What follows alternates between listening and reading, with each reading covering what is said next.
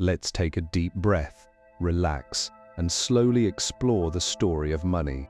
Somewhere in the land between two great rivers, roughly 5,000 years ago, a farmer walked into a temple in the ancient city of Uruk.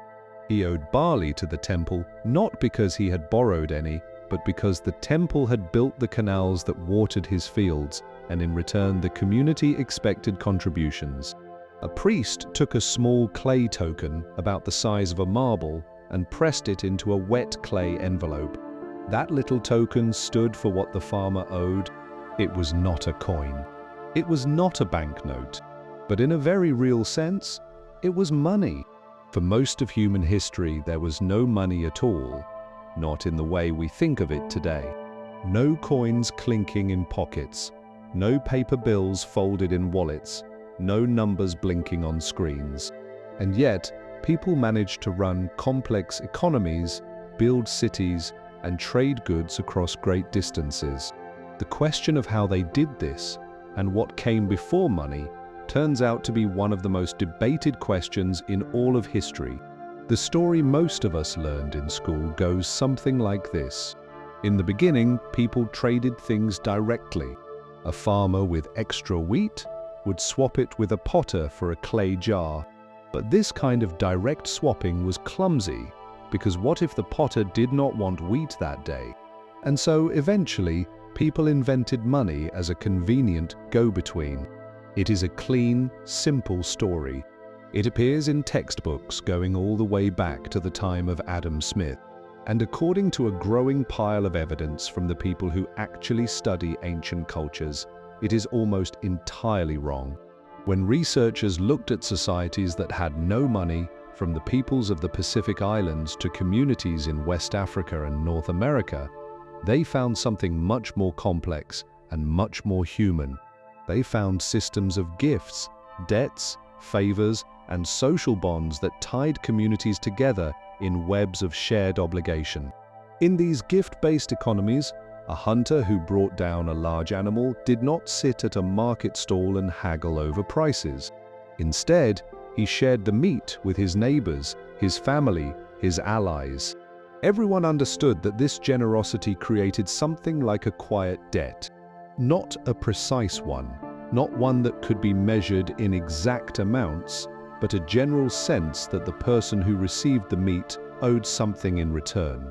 When the hunter's roof needed fixing, or when his family needed help during the harvest, those unspoken debts would be called upon. Among the peoples of the Pacific Northwest coast, this system reached extraordinary levels through a ceremony known as the potlatch. A leader would host an enormous feast and give away huge quantities of goods, blankets, canoes, and other treasures. The more one gave away, the greater the respect one earned. But the gifts were never just gifts. They were quiet challenges. Each person who received something was expected to hold an even more generous feast in return or face embarrassment. The giving could become so intense that leaders would sometimes destroy valuable objects just to show how wealthy they were. This matters a great deal for understanding the history of money because it suggests that the feeling of owing something to someone is actually older than money itself.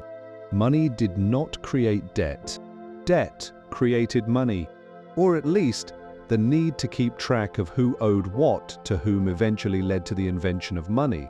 The earliest evidence of this kind of tracking comes from those little clay tokens found in the land between the rivers. Over thousands of years, these simple tokens evolved into something more.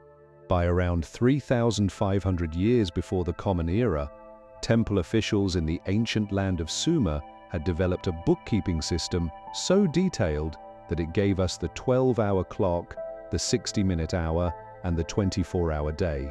Instead of pressing tokens into clay balls, scribes began pressing the shapes of those tokens into flat tablets, making permanent records. And here is something worth pausing on. This was the origin of writing itself. The first written symbols were not poems or prayers. They were records of debt. Humanity learned to write because it needed to keep track of what was owed. The temples of ancient Mesopotamia were the world's first financial centers. They were not just places of worship. They were storehouses, places where goods were gathered and shared out, and something like early banks. Farmers and merchants could deposit grain, animals and metals with the temple and borrow from it at interest. These temples managed the flow of resources through an entire economy, much the way a national bank might do today. Can you picture that world for a moment? Imagine a warm, dusty city of mud brick walls, narrow streets, and the smell of grain drying in the sun. Imagine a scribe sitting cross-legged on a stone floor, pressing careful marks into soft clay with a reed, recording that one family owes 60 measures of barley and another family owes 3 pieces of silver. These records, made on tablets no bigger than the palm of your hand, are the earliest financial documents we have. And there are hundreds of thousands of them. The people of that world were, above all else, determined to keep accurate records of what was owed and by whom. Even today, echoes of these ancient systems survive. When a neighbor helps you move, and you say you owe them one, you're taking part in a kind of gift economy that is far older than any coin or banknote ever made. When a friend picks up the check at dinner, and you make a quiet note to pay next time, you are doing exactly what people have done for thousands of years. And so, before we follow the story of money through the ages, through shells and silver, through gold coins and paper bills, through credit cards and digital wallets, we should understand this one thing first. The world before money was not a world without trade or planning. It was a world in which every exchange was also a relationship, and in which the simple idea of a debt, something owed between one person and another, was the most powerful force in all of early human life. That quiet force, that sense of owing and being owed, would eventually give birth to everything that followed. On a small island in the western Pacific Ocean called Yap, there sits a limestone disc roughly 12 feet across and weighing several tons. It has a hole through its center, as if some ancient giant had tried to make a donut out of stone. It has not been moved in generations, and yet it is money. The people of Yap call these stone discs Rai, and they have used them as a kind of currency for roughly 500 or 600 years. According to their traditions, a navigator was guided by a spirit to travel south to limestone quarries on another island, more than 300 miles across open ocean. The people of Yap carved the stone into discs and brought them home by outrigger canoe, a journey so dangerous that men sometimes died in the attempt. And this danger was precisely the point. The value of each stone depended not just on its size, but on its story, who carved it, how far it traveled, and whether anyone lost their life bringing it home. A stone that had cost a life was worth more than one that arrived safely. But here is the most remarkable part. These enormous stones do not need to move to change hands. When ownership passes from one family to another, perhaps as part of a wedding or to settle a dispute, the stone stays exactly where it is. Everyone in the community simply agrees that it now belongs to someone new. The whole village serves as a living record of who owns which stone. There is even a famous story of a Rai stone that sank to the bottom of the sea during transport. The people of Yap decided the stone still had value, even though no one could see it or touch it. It continued to serve as currency, sitting invisibly on the ocean floor. Can you picture that for a moment? A piece of money at the bottom of the sea, changing hands again and again in a village above, all because everyone agrees it still counts. It is a lovely detail, and it tells us something important. Money has always been, at its heart, a shared story, a kind of agreement about what is valuable. But the stone money of Yap, while perhaps the most dramatic example, was far from the only unusual currency people have used.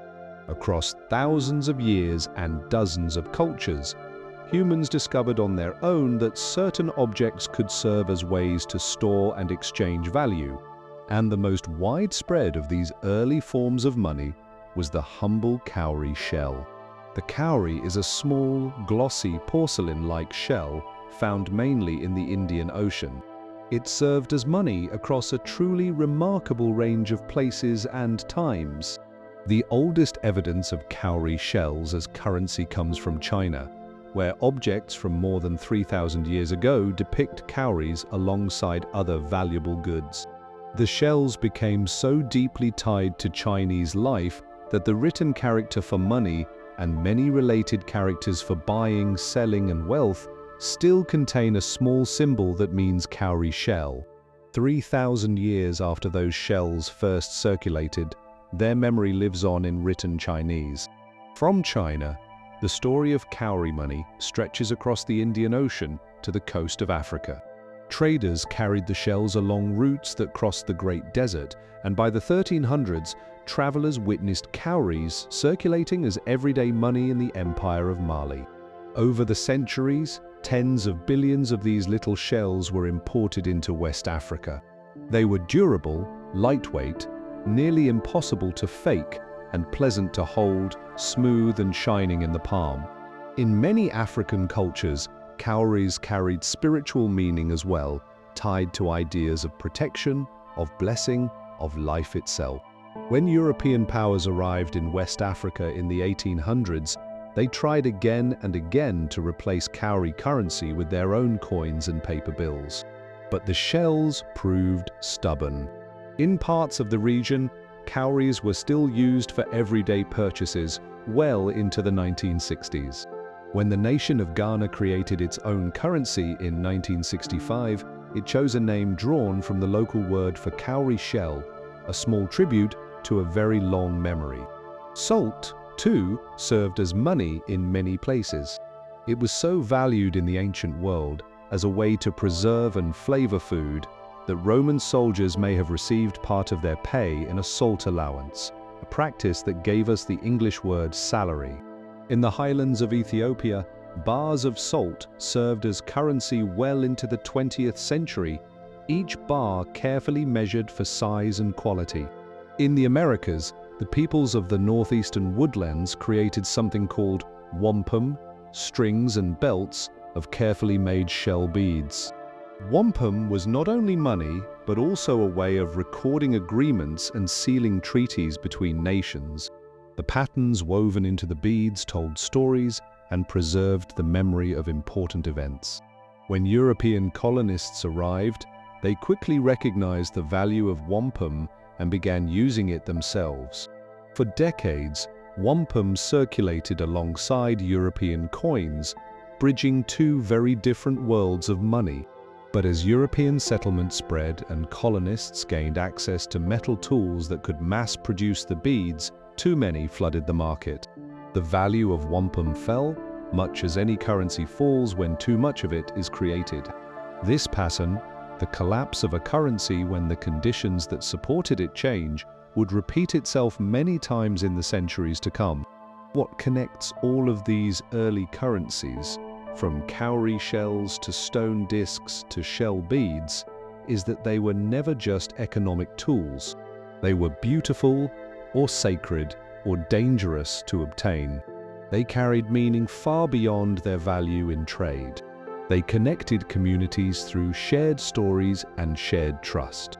And in this, they were not so different from the money in your pocket today. A paper bill is, after all, just a small piece of cloth and fiber that costs almost nothing to make. Its value comes entirely from a shared agreement, from the quiet understanding of millions of people that it is worth something. The very first currencies teach us a lesson that has never changed. Money has always been, above all else, an act of shared belief. In the ancient city of around 4,000 years ago, a merchant dealt in copper bars shipped from a distant island. We know his name because his unhappy customers wrote him letters of complaint on clay tablets, letters that have survived all this time, preserved in the dry soil of what is now southern Iraq. One tablet, now sitting in a museum in London, is a furious message from a man who complains that the merchant sold him poor quality copper and was rude to his servant. It may be the oldest customer complaint in all of recorded history, and what makes it possible What makes any business disagreement possible is a system for measuring value. In that ancient world, that system was built on silver. Silver was the standard way of measuring worth across the ancient Near East for roughly 2,000 years. But silver in those days was not money in the way we think of it. There were no silver coins with a ruler's portrait stamped on them. Instead, silver was simply weighed on balanced scales, and its value was expressed in a unit called the shekel, a word that originally just meant to weigh. A shekel of silver weighed about as much as 3 modern pennies. It was a meaningful amount of value. 1 shekel could buy enough grain to feed a family for months.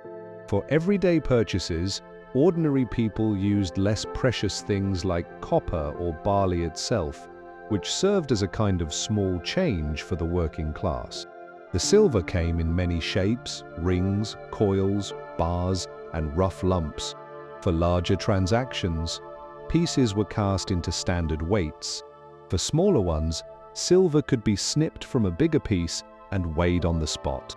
Every serious merchant and every temple kept a set of balance scales and a collection of stone weights. The care these people took with their measurements was remarkable. Stone weights shaped like tiny ducks have been found at ancient sites, accurate to a fraction of a gram. But here is the quietly remarkable thing about silver in that world. In many cases, it never actually changed hands. The economy was largely managed by temple and palace officials, and prices of goods, grain, oil, wool, labor were all recorded in shekels. But the shekel often served purely as a way of keeping score. A worker might be owed 10 shekels for a month of labor, but instead of receiving silver, he might receive an equal value in barley, oil, and cloth. The shekel was the measuring stick, not the thing being passed around. This bookkeeping role is what made the land between the rivers the birthplace of written financial records. By about 5,500 years ago, temple officials had created a system of accounts so detailed that it is almost hard to believe. They kept track of who owed what to whom, how much interest was charged, and when repayment was due, and the scale was enormous. Hundreds of thousands of clay tablets have been dug up from ancient sites, and the vast majority of them are not epic poems or royal announcements. They are receipts. They are lists of goods. They are loan contracts and payroll records. The people of that world were, above all else, devoted to keeping careful accounts. Imagine, if you will, a large room in a temple complex. The walls are thick mud brick, cool even in the heat of the day. Rows of clay tablets sit drying on shelves. A scribe works quietly at a low table, pressing wedge-shaped marks into soft clay with a thin reed. He is recording that a certain farmer has borrowed 5 measures of grain at interest to be repaid after the next harvest. Beside him, another scribe tallies the wages owed to a crew of canal diggers. These simple, careful marks made by the light of an oil lamp 5,000 years ago are the foundation of everything we now call finance. This careful record-keeping also gave rise to some of the world's earliest financial laws, a famous set of rules carved into a tall black stone pillar around 1754 years before the Common Era laid out detailed rules for lending and borrowing. A lender could charge interest on a loan of grain at one rate and a lower rate on a loan of silver. If a lender tried to charge more than the agreed rate, the law required him to lose both the original loan and the interest, an early form of protection for borrowers. If a farmer's crop failed because of a flood or a drought, his debt would be adjusted and no interest would be owed that year. People understood nearly 4,000 years ago that a world built on borrowing needs rules to prevent the strong from taking advantage of the weak. The temples themselves worked much like the earliest banks. They accepted deposits of grain, animals, and metals from the community. They stored these valuables safely behind their thick walls, and they lent them out to farmers and traders at interest. A farmer who needed grain to plant his fields could approach the temple, agree on terms with an official, and receive his loan with a promise to repay after the harvest. The system worked because the temples were trusted. They were the most permanent, most powerful, and most respected places in all of society. A promise backed by the great temple carried a weight that a private handshake between strangers could never match. The legacy of these ancient practices reaches all the way to the present day. The very word shekel survives as the name of the currency of modern Israel. The idea of charging interest on a loan, first written down by those temple scribes, became the foundation of all banking that followed. And perhaps most importantly, the people of that ancient world showed us something that would take thousands of years to fully appreciate. Money does not have to be a thing you hold in your hand. It can be an idea, a number written in a ledger, a way of keeping track. That quiet insight, born in dusty temple archives, would shape the entire story of money that was still to come. In the ruins of an ancient city called Sardis, in what is now Western Turkey, diggers uncovered something that lit up one of the most important moments in human history. On the charred floor of a grand building, a building that had burned when an invading army stormed the city, they found a small collection of coins lying beside the skeleton of a man. The coins had apparently been in a leather pouch at his waist when the fire consumed everything around him. He died holding his money, a gesture that would be repeated by countless people in the thousands of years that followed. And those coins were among the very earliest ever made. The kingdom of Lydia sat on a fertile strip of land in the west of what we now call Anatolia, watered by a river that flowed down from the mountains through the capital of Sardis. Ancient writers told stories about how that river ran with gold. In truth, the river carried natural deposits of a glittering mixture of gold and silver, a substance that formed naturally in the earth of that region. Sometime in the second half of the 600s before the Common Era, during the reign of King Alyattes, the people of Lydia began stamping small lumps of this gold-silver mixture with an official seal. The earliest coins bore the image of a lion's head, the royal symbol of the ruling family, pressed into the metal with a punch and an anvil. Each coin weighed a few grams and contained roughly equal parts gold and silver. These were, according to most historians, the first coins officially issued by a government anywhere in the world. The idea seems almost too simple. People had been using weighed metals to buy and sell things for 2,000 years already. What made the coin different was that stamp, the official promise that this particular lump of metal was of a certain weight and purity. Before this, every transaction in silver or gold required scales and careful weighing. The stamp removed that step. A merchant could accept a coin at its stated value, trusting the seal of the king rather than carrying his own balance. The coin was, in its simplest form, a tiny portable certificate of guaranteed worth. This seemingly small change had enormous consequences. Trade became faster and smoother. Markets could handle more business because each exchange took less time, and the government gained a powerful new tool. By controlling the place where coins were made, the king controlled the supply of money. He could pay soldiers, build roads, and fund wars using stamped pieces of metal that cost far less to make than the value they carried. The difference between the cost of making a coin and its face value became one of the most important sources of income for rulers throughout history. But the true revolutionary was not Alyattes. It was his son, a man named Croesus, whose name would become a byword for fabulous wealth. Croesus saw a problem with the coins his father had created. Because the natural mixture of gold and silver varied from piece to piece, you could never be entirely sure how much gold was in any particular coin. This made people uneasy.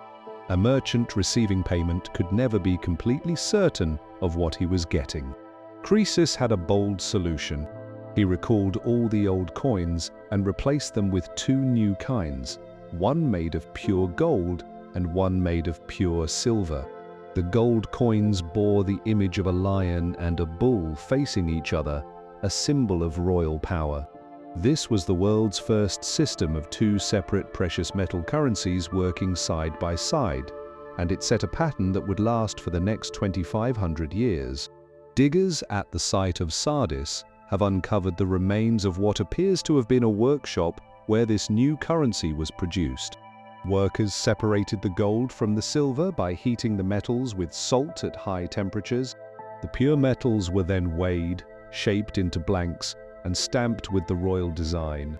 Bits of melting pots, tiny grains of gold, and leftover material found at the site tell us that the operation was run on a large scale, all under the watchful eye of the state. The wealth of Croesus became the stuff of legend across the ancient world. A famous story tells of Croesus hosting a wise Athenian visitor and showing off his treasures, only to be told that no one should be called truly happy until the end of their life. Years later, when the city of Sardis fell to a conquering army, Croesus is said to have remembered those words too late. The man found dead with his coins may have been one of the last defenders of that doomed city. But while Lydia fell, its idea only spread further.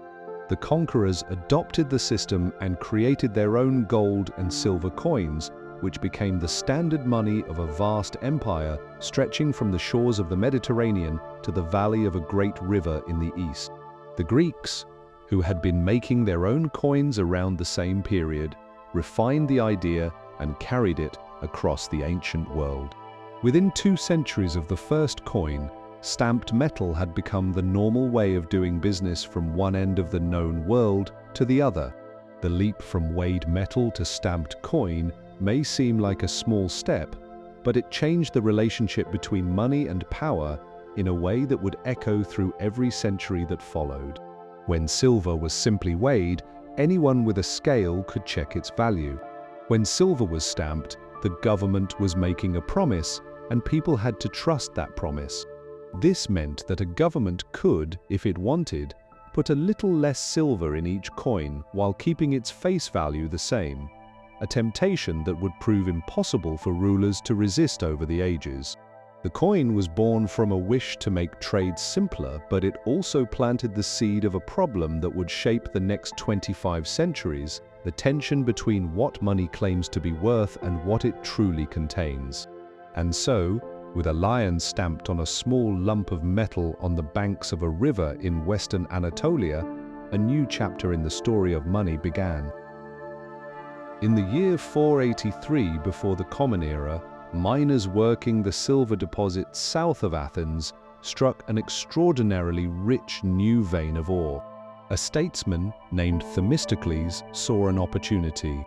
Rather than handing out the windfall among the citizens, as many Athenians expected, he persuaded the assembly to spend the silver on building a fleet of 200 warships, the most advanced in the ancient world.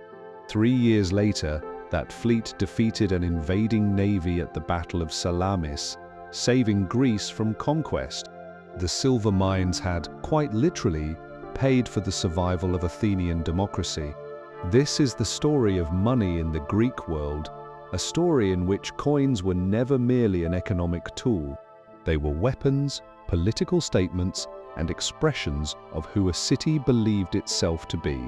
Every Greek city-state that made its own coins chose its own designs, its own weights, and its own standards, and each choice carried layers of meaning that the citizens would have understood in an instant.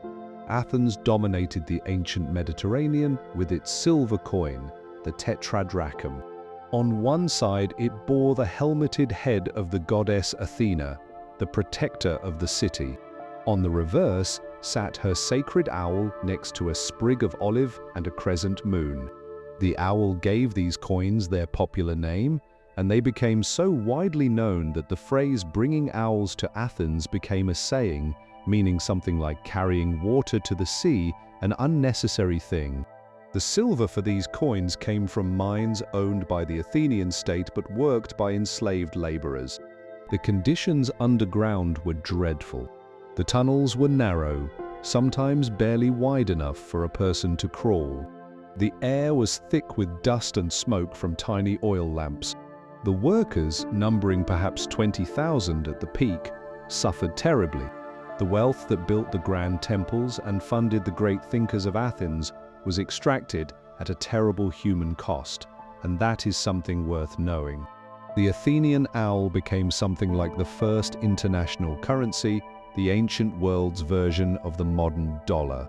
Its reliably high silver content made it welcome across the entire Mediterranean and beyond. Collections of these coins have turned up in places as far away as Egypt, Syria, and even the river valleys of distant India. Merchants everywhere trusted the Athenian owl because Athens kept its silver purer and more consistent than most other places. Not every Greek city shared this enthusiasm for money.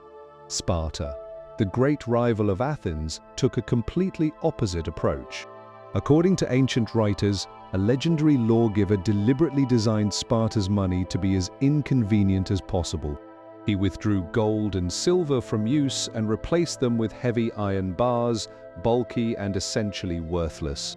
It would have taken a cart and a team of oxen to carry even a modest sum. The idea was clear. By making money physically unwieldy, the Spartans hoped to discourage trade, luxury, and the piling up of private fortunes. True virtue, they believed, lay in military discipline and shared sacrifice, not in buying and selling. Between these two extremes, Athens embracing silver with open arms and Sparta pushing it away, lay hundreds of other Greek cities, each telling its own monetary story. The island of Aegina stamped its coins with the image of a sea turtle. Corinth chose the winged horse. Syracuse, the wealthiest city on the island of Sicily, produced massive silver coins with portraits so beautifully engraved that they are still considered some of the finest small-scale art from the ancient world. Each city's coins were a kind of miniature announcement to the world. The images of gods, animals, plants, and heroes told everyone what the city valued and who it claimed to be. Coins traveled far beyond city walls, carrying these messages with them. When Alexander the Great conquered a vast empire in the 330s before the Common Era, he put his own face on coins in the style of a god, a move that earlier Greeks would have considered dangerously proud. After his death, his successors continued the practice, and the portrait coin became the standard form of royal currency across the known world. Greek cities also gave us early experiments in what we would now call monetary policy. Athens kept its silver standard remarkably stable for centuries, but during a long war with Sparta, even Athens was forced to mix copper into its coins to stretch its dwindling supplies. A playwright named Aristophanes made fun of this practice, comparing good citizens to good coins and bad citizens to debased ones, a comparison that economists would still be using hundreds of years later. The Greek world also saw the rise of early banking. Money changers set up shop in the public squares of every major city, sitting behind wooden tables and exchanging foreign coins for local ones. These men gradually expanded their services, accepting deposits, making loans, and helping people send payments to distant cities. One Athenian banker began his life as an enslaved man working in a money-changing house, earned his freedom, took over the business, and became one of the wealthiest people in Athens, a story that shows just how much the flow of money could reshape a person's place in society, even in the ancient world. The legacy of Greek coins reaches far beyond the Mediterranean. The very idea of a standardized, stamped coin that Rome adopted came directly from the Greek tradition. And the questions that the Greeks first raised about money, questions like whether it is a tool of freedom or a source of harm, whether the state should control it or leave it to the people, and whether a society can be both wealthy and good at the same time, remain just as urgent and just as unanswered today as they were 2,500 years ago. And so we leave the Greek world now and turn our eyes east to a civilization that was developing its own remarkable ideas about what money could be. In 1976, diggers exploring a tomb near an ancient capital in northern China uncovered a collection of small bronze objects that looked oddly familiar. They were shaped like cowrie shells, the same smooth, glossy shells that had served as money in China for centuries. But these were not real shells. They were metal copies, carefully made in bronze to look like the genuine thing. Someone roughly 3,000 years ago had made a remarkable leap from natural shell money to manufactured metal money, creating what may be the earliest metallic currency in Chinese history. The story of money in China follows a path very different from that of the Mediterranean world, where the Greeks and the Lydians invented the small stamped coin, a disc of precious metal guaranteed by the state. Chinese civilization went its own way, shaped by its own land, its own politics, and its own ideas about the proper relationship between a government and its people. It all begins with cowrie shells. During the Shang period, roughly 1700 to 1100 years before the Common Era, genuine cowrie shells served as the main form of money across much of northern China. The shells had to be brought over huge distances, since the nearest source lay far to the south in the warm waters of the coast, hundreds of miles from the heartland along the Yellow River. This natural scarcity helped the shells hold their value. The ruling families collected cowries as treasure, buried them with the dead as offerings, and used them in ceremonies that strengthened political bonds.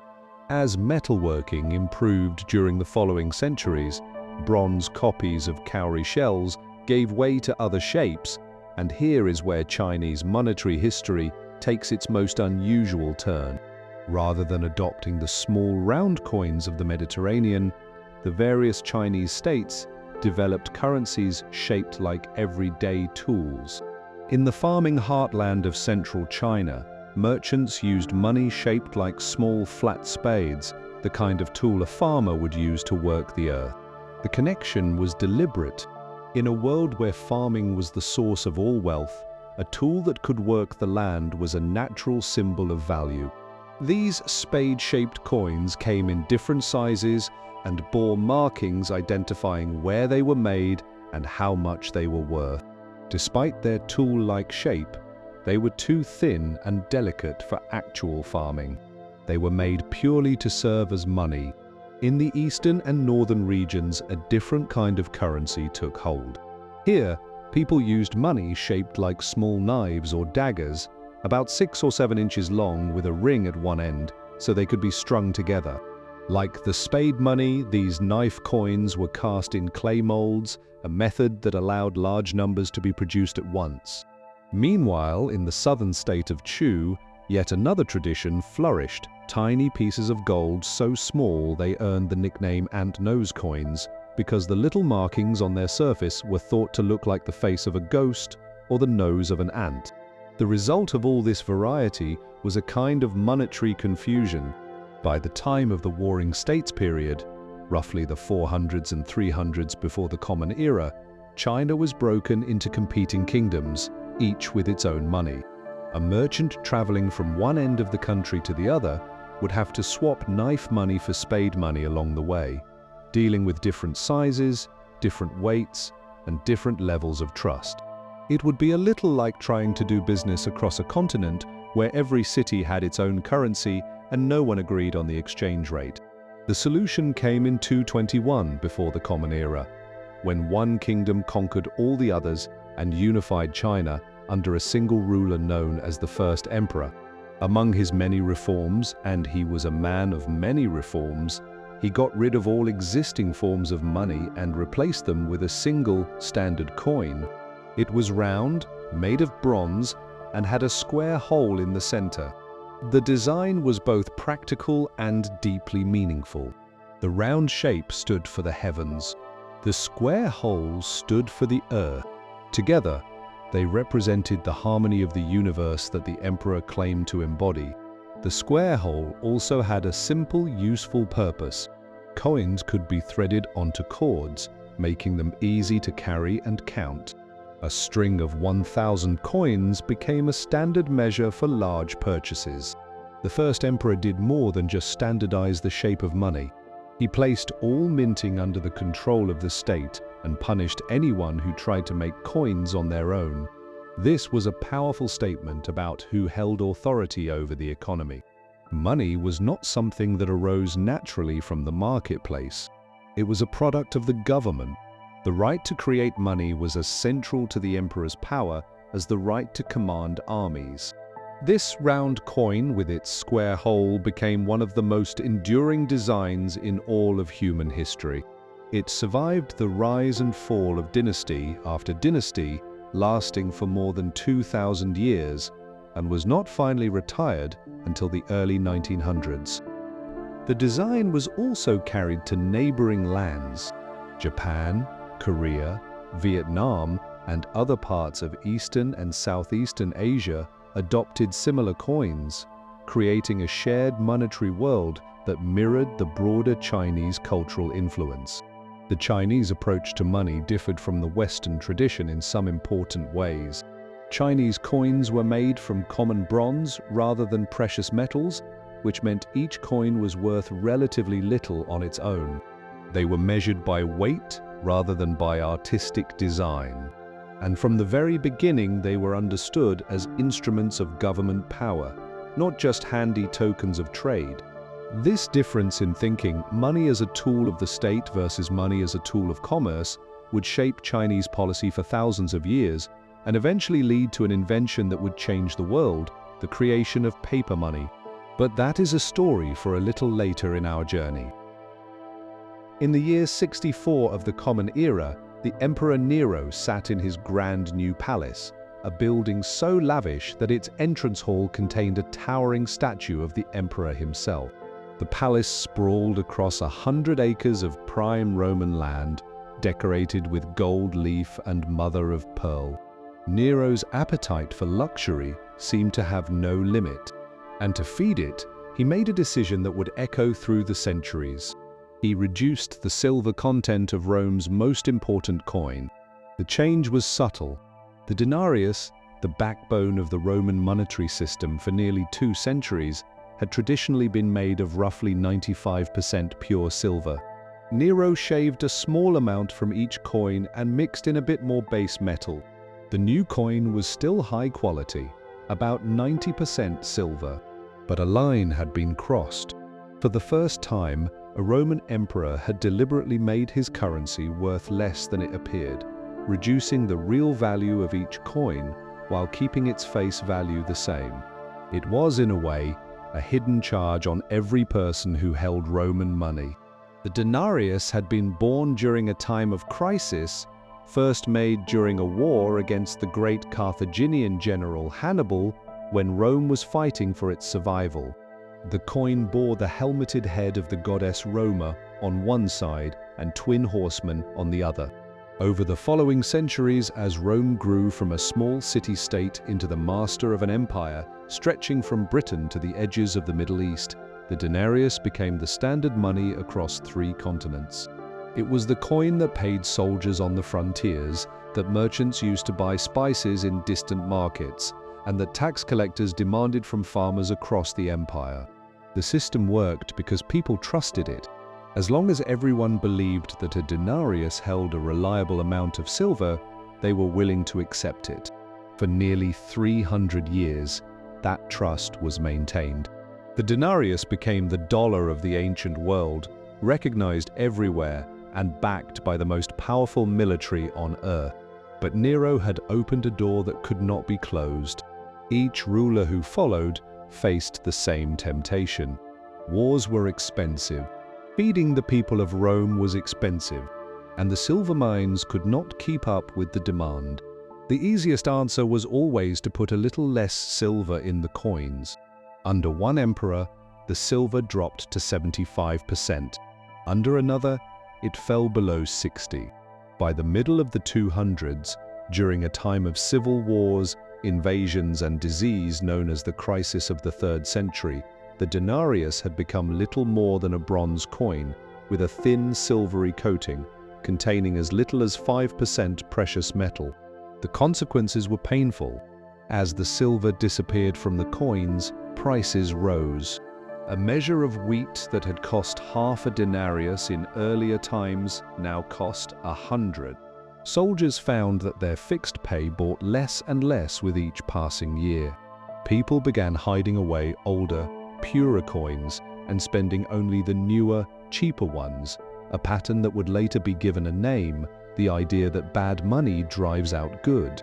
One emperor, a reformer named Diocletian, tried to fix the problem with sheer force of will. In 301 of the Common Era, he issued an order setting legal limits on the prices of more than 1,400 goods and services, from a pound of pork to the daily wage of a painter. The penalty for breaking these rules was death. The order failed completely. Merchants refused to sell their goods at prices set too low. They simply pulled their wares from the markets. Black markets sprang up everywhere. Enforcement across the vast empire proved impossible. Within a few years, the rules were quietly dropped. Diocletian had tried to solve a problem of too much money by controlling prices instead of controlling the money supply, a mistake that governments would repeat many times in the centuries to come. It was the next great emperor, Constantine, who finally steadied things. Around 309, he created a new gold coin called the solidus, weighing about 4.5 grams of pure gold. Constantine enforced its standard with great care, and the coin proved so trustworthy that it remained the backbone of the economy in the eastern half of the empire for more than 700 years. It earned a nickname that meant the standard, and it gave the English language the word solid as a way of saying reliable and dependable. The solidus worked where the denarius had failed, partly because gold is rarer and harder to tamper with than silver. A silver coin can be slowly weakened by mixing in cheaper metal, but gold resists such tricks. The new coin also benefited from tight government control over where it was made and how it was managed. The Roman experience left a permanent mark on the history of money. The word denarius lived on for centuries, giving its name to currencies across Europe: the Spanish dinero, the Italian denaro, the Portuguese dinheiro. And the painful lesson of Roman monetary decline, the slow, seductive weakening of a currency by governments that wanted to spend more than they could afford, became one of the most studied chapters in all of economic history. Perhaps most importantly, Rome showed both the power and the fragility of a monetary empire. At its best, the Roman system connected millions of people across 3 continents in a single economic network, making trade, specialization, and prosperity possible on a scale never seen before. At its worst, it showed how the mismanagement of money could weaken an entire civilization. When people could no longer trust their coins, they could no longer trust the government that made them, and the bonds that had held the empire together slowly began to come apart. Let us now travel south across the Great Desert to a land whose golden wealth would stun the medieval world. In July of 1324, the people of Cairo witnessed a spectacle unlike anything they had ever seen. A caravan of extraordinary size approached the city from the west, having crossed the vast Sahara desert. At its head rode the Emperor of Mali, a man named Mansa Musa, on his way to Mecca for his pilgrimage. His company reportedly included thousands of attendants, each dressed in fine silk, each carrying bars of gold. Dozens of camels followed, each loaded with hundreds of pounds of gold dust. When the procession camped for 3 days near the Great Pyramids before crossing the river, the city could only stare. Mansa Musa spent so freely and gave away so much gold that he crashed its value across the entire region. The price of gold in Cairo and the surrounding cities fell by roughly 20%, and the local economy needed more than a decade to recover. It was perhaps the most dramatic single act of spending in the medieval world, caused not by a printing press or a trick with coins, but by the sheer overwhelming abundance of one man's wealth. And it announced something to the wider world that traders had known for a long time. Africa was the greatest source of gold on earth. The gold that funded Mansa Musa's legendary journey came from the mines and riverbeds of West Africa. For centuries, local communities had panned for gold in rivers and dug shallow mines, using methods passed down through generations. This gold was traded northward across the Sahara in exchange for the one thing West Africa desperately needed, but could not make for itself: salt. The trade across the Great Desert was one of the grandest commercial networks of the medieval world. Camel caravans, sometimes numbering thousands of animals, crossed the sand along established routes linking the cities of West Africa to the ports of the Mediterranean. The journey could take more than 2 months, covering some of the most forbidding ground on the planet. The merchants who made this trek were among the most experienced and daring traders anywhere, finding their way by the stars and the wind across hundreds of miles of empty, shifting sand. Can you imagine that journey for a moment? The endless rolling dunes, the burning days and freezing nights. The weight of gold on one side, the weight of salt on the other. The knowledge that a single wrong turn, a single dry well, could mean the end. And yet people made this journey again and again, year after year, for centuries, because the profits were worth the risk. Gold from the south, salt from the north, 2 simple things, each nearly worthless where it was found and enormously precious where it was not. The trade truly took off in the 700s, when 2 forces came together. The spread of Islam across North Africa created new commercial networks and new demand for gold to make coins, and the widespread use of the camel made the desert crossing more practical. By the 1000s, West African gold was flowing northward in such quantities that it was being used to make European coins. The famous gold coins of the Italian city-states, the florin and the ducat, were made possible in part by African gold that had crossed the Sahara on the backs of camels. But Africa's story of money goes far beyond gold. The continent was home to some of the most varied and creative monetary systems anywhere in the world. Cowrie shells, brought from the Indian Ocean, served as everyday money across much of West Africa for centuries. The shells were perfect for small purchases. A handful could buy a measure of grain or a piece of cloth, and they were nearly impossible to fake. No one could mine cowrie shells or print them. They had to be gathered from the ocean and carried thousands of miles to reach the markets where they circulated. The scale of this shell trade was staggering. Over the course of several centuries, tens of billions of cowrie shells were imported into the region. European colonial powers, including the Portuguese, the Dutch, and the British, all took part in this trade, sometimes deliberately flooding local markets with shells to manipulate the economy or to purchase enslaved people. Iron also served as money in various parts of the continent. Around a great lake in Central Africa, iron currency came in distinctive shapes: bars, flat blades, and twisted rods, each carefully standardized. These reflected the practical reality of life in regions where iron was precious, essential for making the tools and weapons on which daily survival depended. In the northeast, in the land that is now Ethiopia and Eritrea, a powerful kingdom called Aksum began minting its own gold coins in the 300s of the Common Era, making it the first state south of the Sahara to produce its own coinage. These coins bore the images of kings and, after the kingdom adopted Christianity, small crosses. They circulated through the trade networks of the Red Sea and the Indian Ocean, a bridge between the coin traditions of the Mediterranean and the monetary practices of the African interior. Along the eastern coast, prosperous trading cities like Kilwa and Mombasa connected the heart of Africa to the vast Indian Ocean world. Kilwa, at its height in the 1200s and 1300s, was one of the wealthiest cities anywhere, minting its own copper coins and trading with merchants from Arabia, Persia, India, and China. What is quietly remarkable about Africa's monetary history is its sheer variety and its ability to adapt. Rather than settling on a single standard, African societies developed many different kinds of currency, each fitted to the needs of a particular place and people.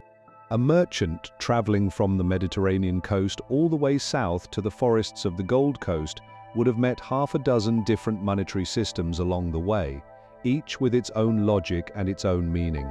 European colonialism disrupted these systems deeply. Colonial rulers imposed their own currencies, taxed in European money, and deliberately undermined local traditions to pull African economies into the global colonial network. But the memory of those earlier systems endures. The currency of Ghana is named after the cowrie shell. The currency of Nigeria draws its name from a local word for money. And the principles that guided African monetary life, the importance of trust, the link between currency and community, the understanding that money carries meaning beyond mere trade, remain as true today as they were when Mansa Musa's gold stunned the markets of medieval Cairo.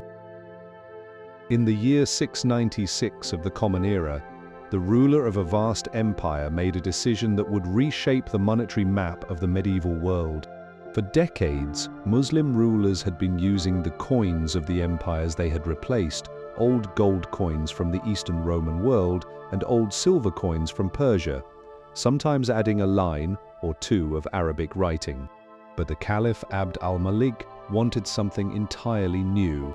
He ordered the creation of a purely Islamic currency, one that broke cleanly with everything that had come before. The result was striking in its simplicity. Where Greek and Roman coins had shown the faces of emperors and gods, the new Islamic coins bore no images at all.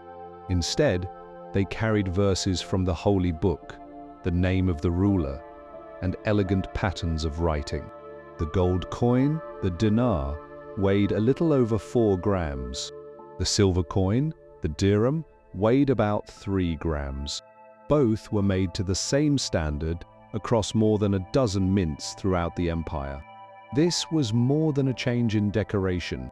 It was a statement of belief. Islamic tradition discourages the making of images, and the new coins honored that principle completely. Every time one of these coins changed hands, it carried a quiet message about what the society that made it valued most. In a way, these were the world's first ideological currency, designed not just to make trade easier, but to proclaim a set of beliefs with every transaction. The monetary system that grew from this beginning was remarkably advanced.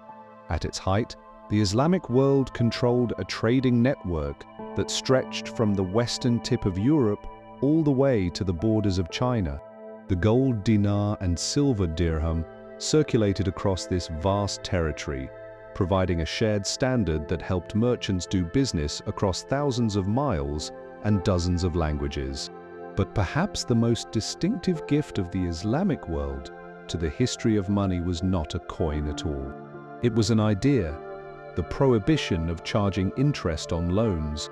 The Holy Book forbids what is called riba, the practice of making money from money itself.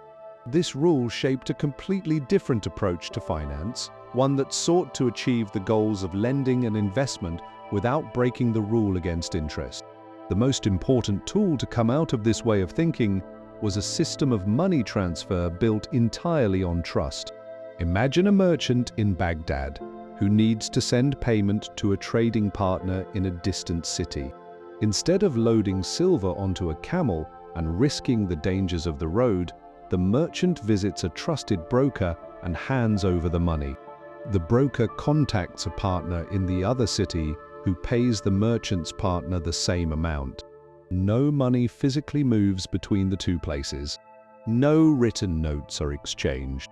The entire system runs on personal honor, on family connections, and on the understanding that anyone who cheats will be permanently shut out of the network.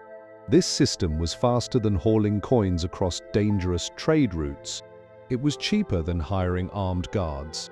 And it was flexible enough to handle payments in different currencies. A merchant could hand over gold in one city and have his partner receive silver in another. It was so effective that it influenced the development of similar tools in Europe, and some scholars have traced connections between this Islamic system and the banking practices that later emerged in Italy. Islamic scholars also developed other ways of doing business that worked within their rules. One common arrangement was a kind of partnership where one person provided the money and another provided the work, and the two shared the profits according to an agreed split. If the venture failed, the losses fell on the one who had provided the money, not the one who had done the labor. Another arrangement was a joint venture where everyone chipped in and shared both gains and losses equally. These methods allowed commerce to thrive without violating the prohibition on interest. The coins of the Islamic world also had an outsized influence on trade far beyond their borders. Islamic silver coins have turned up in buried hoards as far north as Scandinavia, where traders from the north had acquired them through commercial networks linking the Baltic Sea to the markets of the Middle East. In the early medieval period, these silver coins were arguably more widely recognized than any European coin. Their consistent weight and distinctive writing made them welcome across a huge area. The demand for gold to mint Islamic coins helped drive the great trade routes across the Sahara. West African gold, carried north on the backs of camels, was melted down and turned into dinars that paid soldiers, funded public works, and kept the wheels of government turning.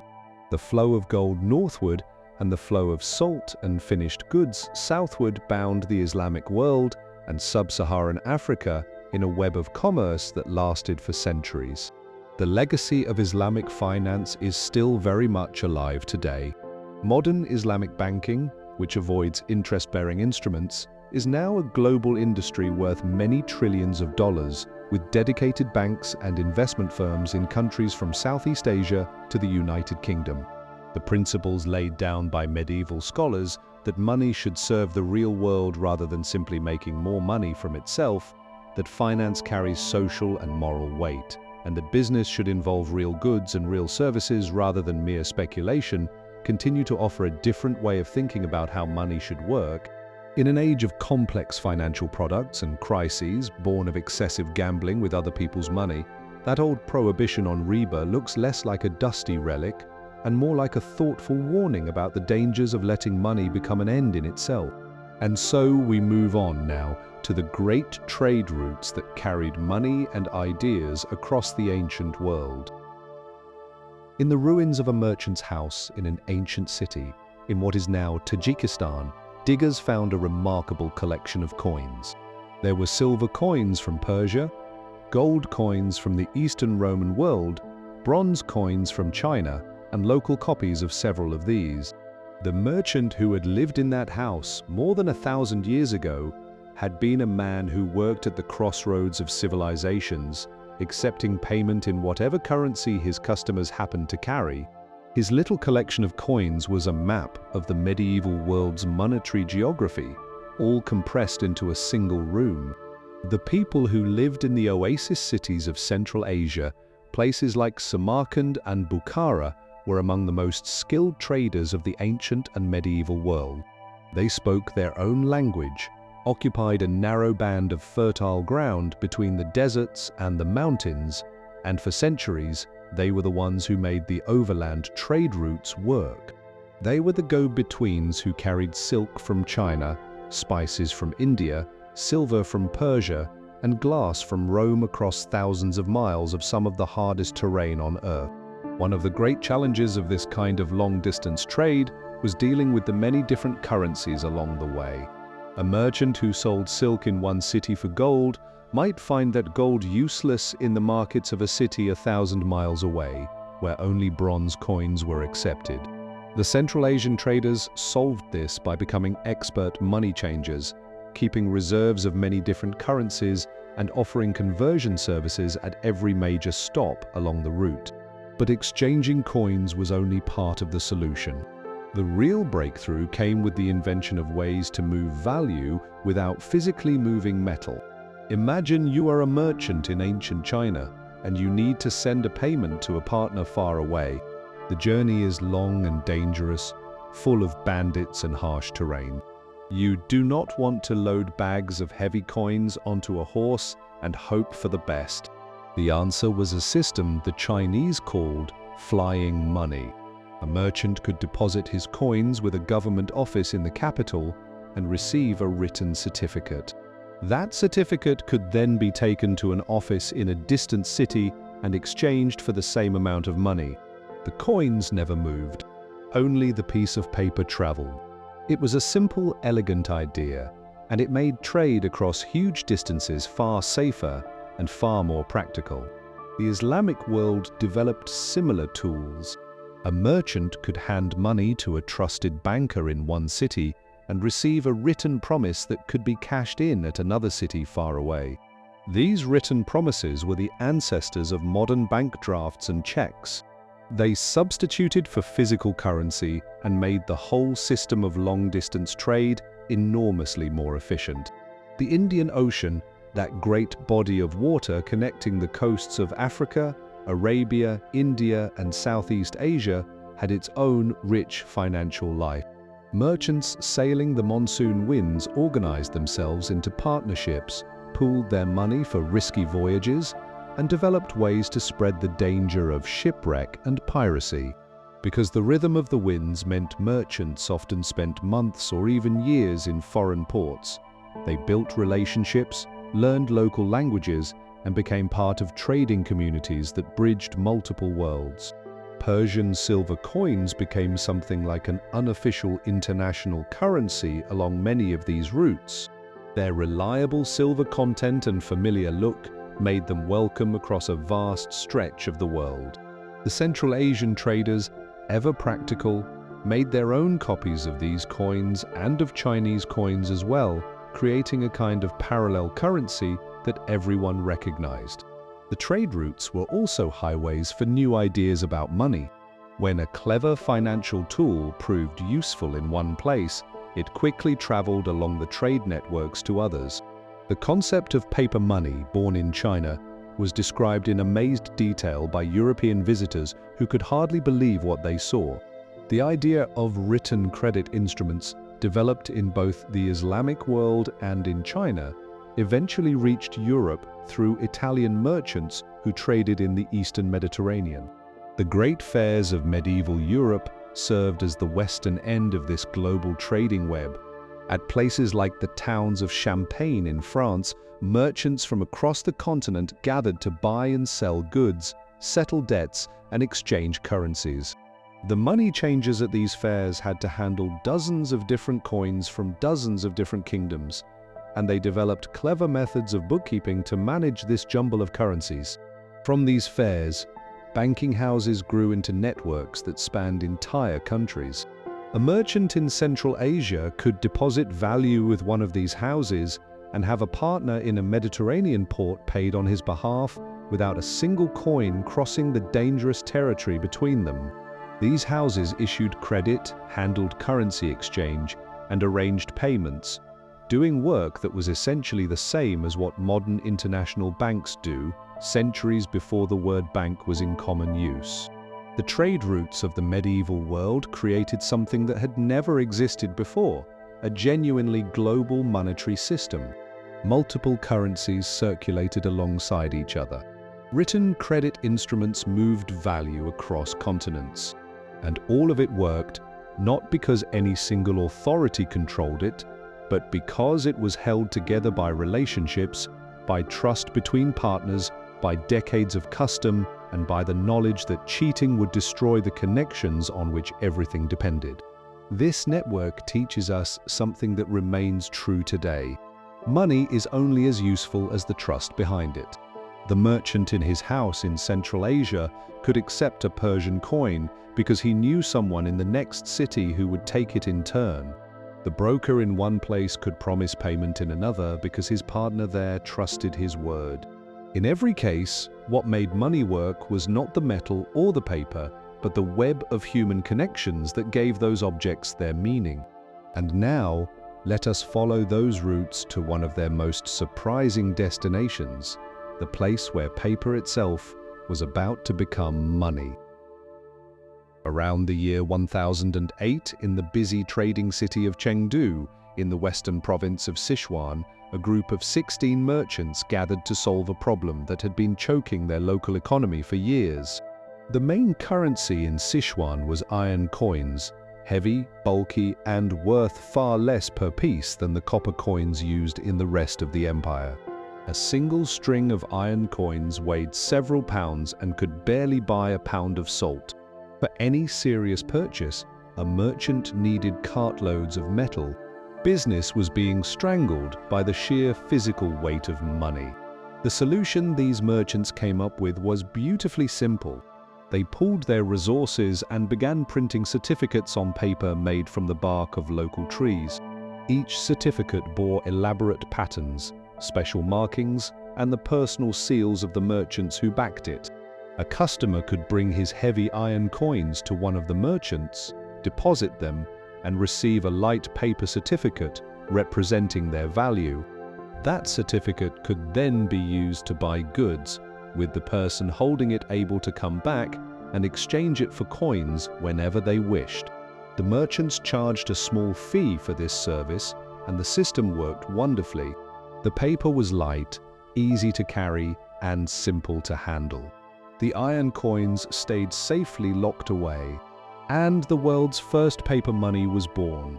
The system worked for one simple reason: people trusted the merchants who issued the certificates. Customers believed that when they brought a certificate back, the coins would be there.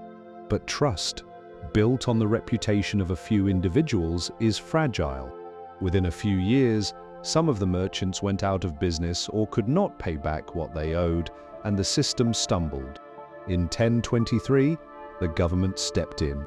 It took over the printing of these paper certificates, turning them into an official state currency. This was an enormous moment. For the first time in all of human history, a government was creating money out of paper, ink, and official authority. The government-issued notes were backed by reserves of iron coins and fine fabric, and they were printed with elaborate designs, multiple colors, and anti-forgery measures that were remarkably clever for their time. Sichuan was the perfect place for this invention to happen. It was the heart of Chinese papermaking and printing, home to craftsmen who had mastered the most advanced techniques in the world for pressing ink onto paper. The same skills that produced religious texts and collections of poetry could easily be turned to producing currency. And the iron coin problem created a genuine, pressing need for something lighter. Paper money was not an abstract invention thought up by a philosopher in a quiet study. It was a practical answer to a real, everyday headache. Over the following decades, the government expanded the system. Larger amounts were printed, and wider areas began accepting the paper notes. By the later years of the Song period, paper money had become a regular part of Chinese life, circulating alongside metal coins. When the Mongols conquered China in the 1200s and established a new ruling dynasty, they took paper money to a new level.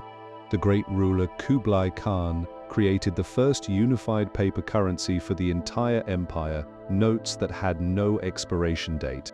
He declared the new paper legal tender everywhere, backed it with gold and silver reserves, and accepted it for tax payments, which gave the currency immediate practical value.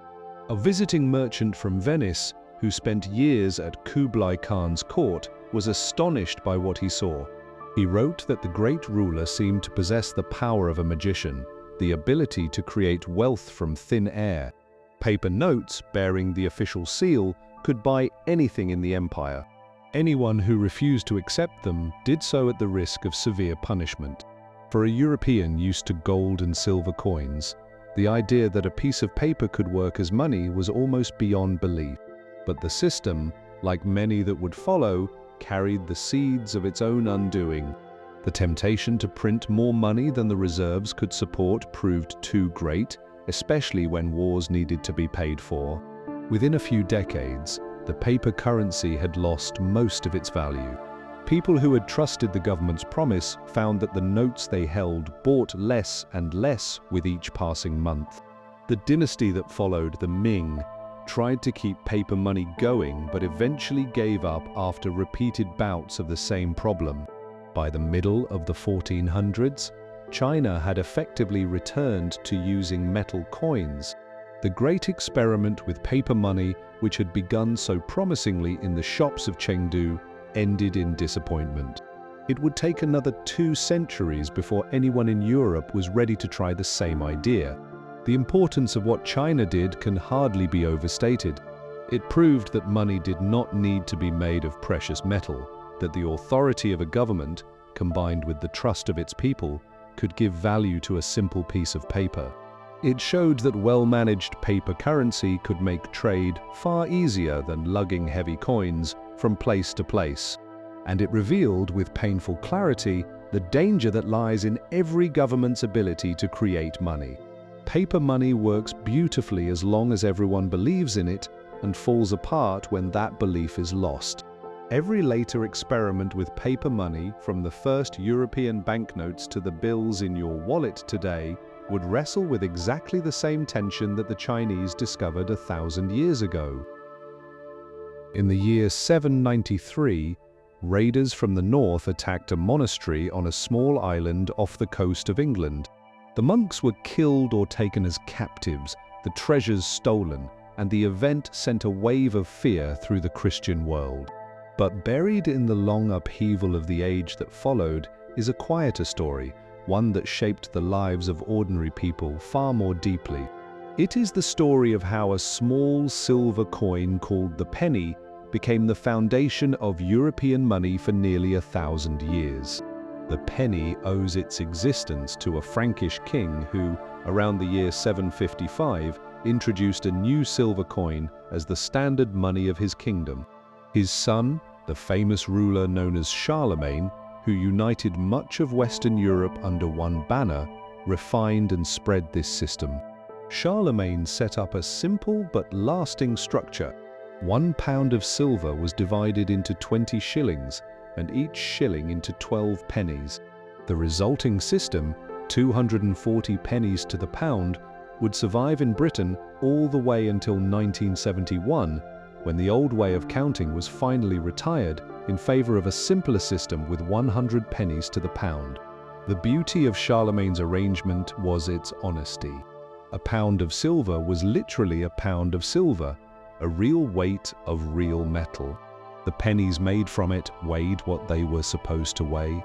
Anyone with a scale could check, and the names of the units, pounds, shillings, and pence, became so deeply rooted in European languages that they survived as everyday words long after the coins themselves had changed beyond all recognition. But the monetary landscape of medieval Europe was far messier than this neat system might suggest. After Charlemagne's empire broke apart, every successor kingdom, every great lord, every bishop began making its own coins. By the height of the Middle Ages, there were literally hundreds of different types of money circulating across Europe, each with different weights, different purities, and different values. A merchant traveling from London to Venice might come across English pennies, French coins, Flemish pieces, German coins, and a bewildering variety of local money, each requiring conversion. This confusion created an enormous demand for people who could sort it all out. In every market town and at every major trading fair, men sat behind wooden tables, sorting, weighing, and exchanging coins. In Italian, these tables were called banchi, and from that humble word we get the English word bank. These table sitters were the first bankers, and their work was not glamorous. It involved careful labor with balance scales, knowledge of how to test silver purity, and a memory full of the hundreds of different coins in circulation. A skilled money changer was one of the most valuable people in any medieval city. The great fairs held in the region of Champagne in France served as the clearinghouse for European trade from the 1100s to the 1300s. Merchants from Italy, Flanders, England, and the German lands gathered there to buy and sell cloth, spices, leather, and metals. These fairs ran on a clever system of credit. Merchants would do business on promise during the fair, and at the end all the debts would be added up, cancelling each other out wherever possible, so that only the remaining balances needed to be settled with actual coin. This netting out of debt saved everyone from having to carry enormous quantities of metal, and it foreshadowed the way modern banks settle accounts between each other. The great monetary turning point of the 1300s came from Italy. In 1252, the city of Florence began making a gold coin bearing the image of the city's lily on one side and its patron saint on the other. This was the first gold coin made in Western Europe in large quantities since the fall of Rome, and its consistent purity made it welcome everywhere on the continent. Venice followed in 1284 with its own gold coin, matching the first in weight and quality. Together, these two became something like the international currencies of the Middle Ages, accepted in every port and market from the Mediterranean to the North Sea. The return of gold coinage had deep consequences. It reflected the revival of long-distance trade and the growing wealth of the merchant cities. It made international business easier by giving everyone a shared standard of value. And it shifted power away from old feudal lords and toward the merchant families who controlled the flow of gold.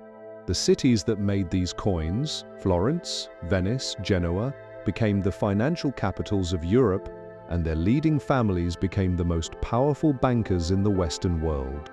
Medieval Europe also saw important advances in the quiet art of bookkeeping. The Italian cities, with their complex webs of trade, needed reliable methods to track money flowing in many directions and in many currencies.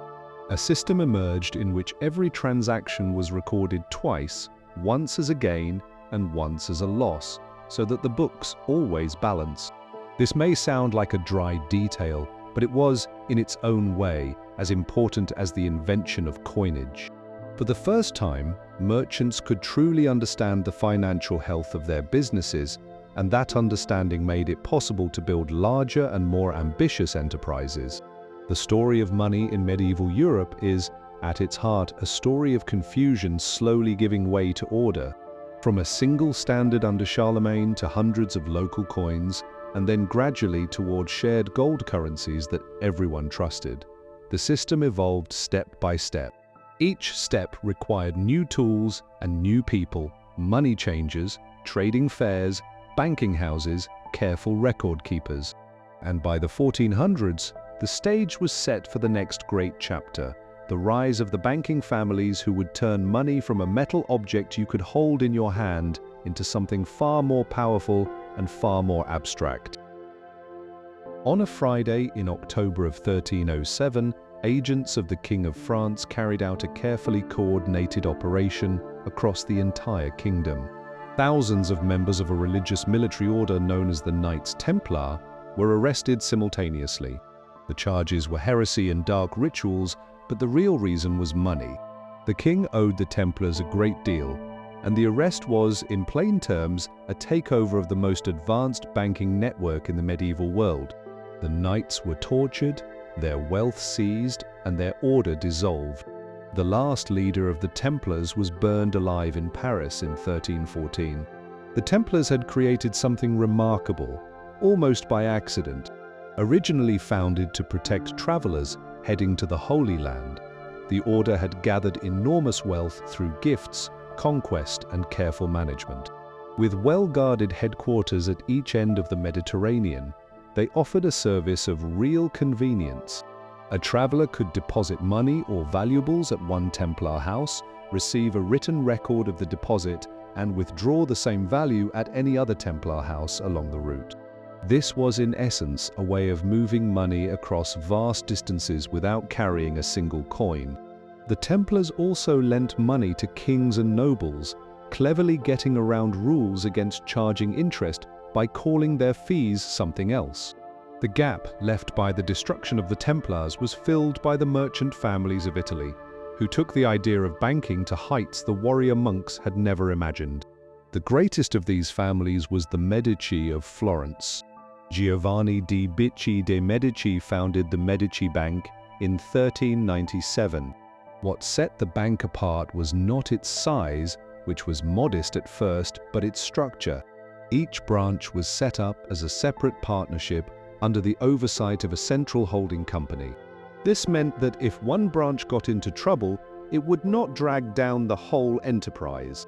It was a way of managing risk that would not look out of place in the modern world. The Medici became masters of a financial tool called the bill of exchange, a device that was both simple in concept and enormously powerful in practice. A merchant in Florence who needed to pay a supplier in a distant city like Bruges could buy a bill from the Medici office in Florence. This bill instructed the Medici office in Bruges to pay the supplier in local money. No gold or silver needed to cross the mountains. No armed guards were needed. And, in a quiet bit of cleverness, the exchange rate between the two currencies could be set in a way that disguised what was really an interest-bearing loan, allowing the bank to profit without officially breaking the rules against charging interest. The Medici also kept meticulous records. Every transaction was written down twice, once as money going out and once as money coming in, so that the books always balanced. This careful way of keeping accounts gave the Medici a clear picture of their finances at all times, and allowed them to manage a complex operation spread across many cities. Under the leadership of Cosimo de' Medici, the bank expanded across Europe, opening offices in Venice, Rome, London, Bruges, and other major cities. Cosimo used the bank's wealth to become the uncrowned ruler of Florence, paying for public buildings, sponsoring artists, and shaping politics with the same skill he brought to finance. The list of artists who owed their careers to Medici money reads like a who's who of the age: great architects, sculptors, and painters whose works we still admire today.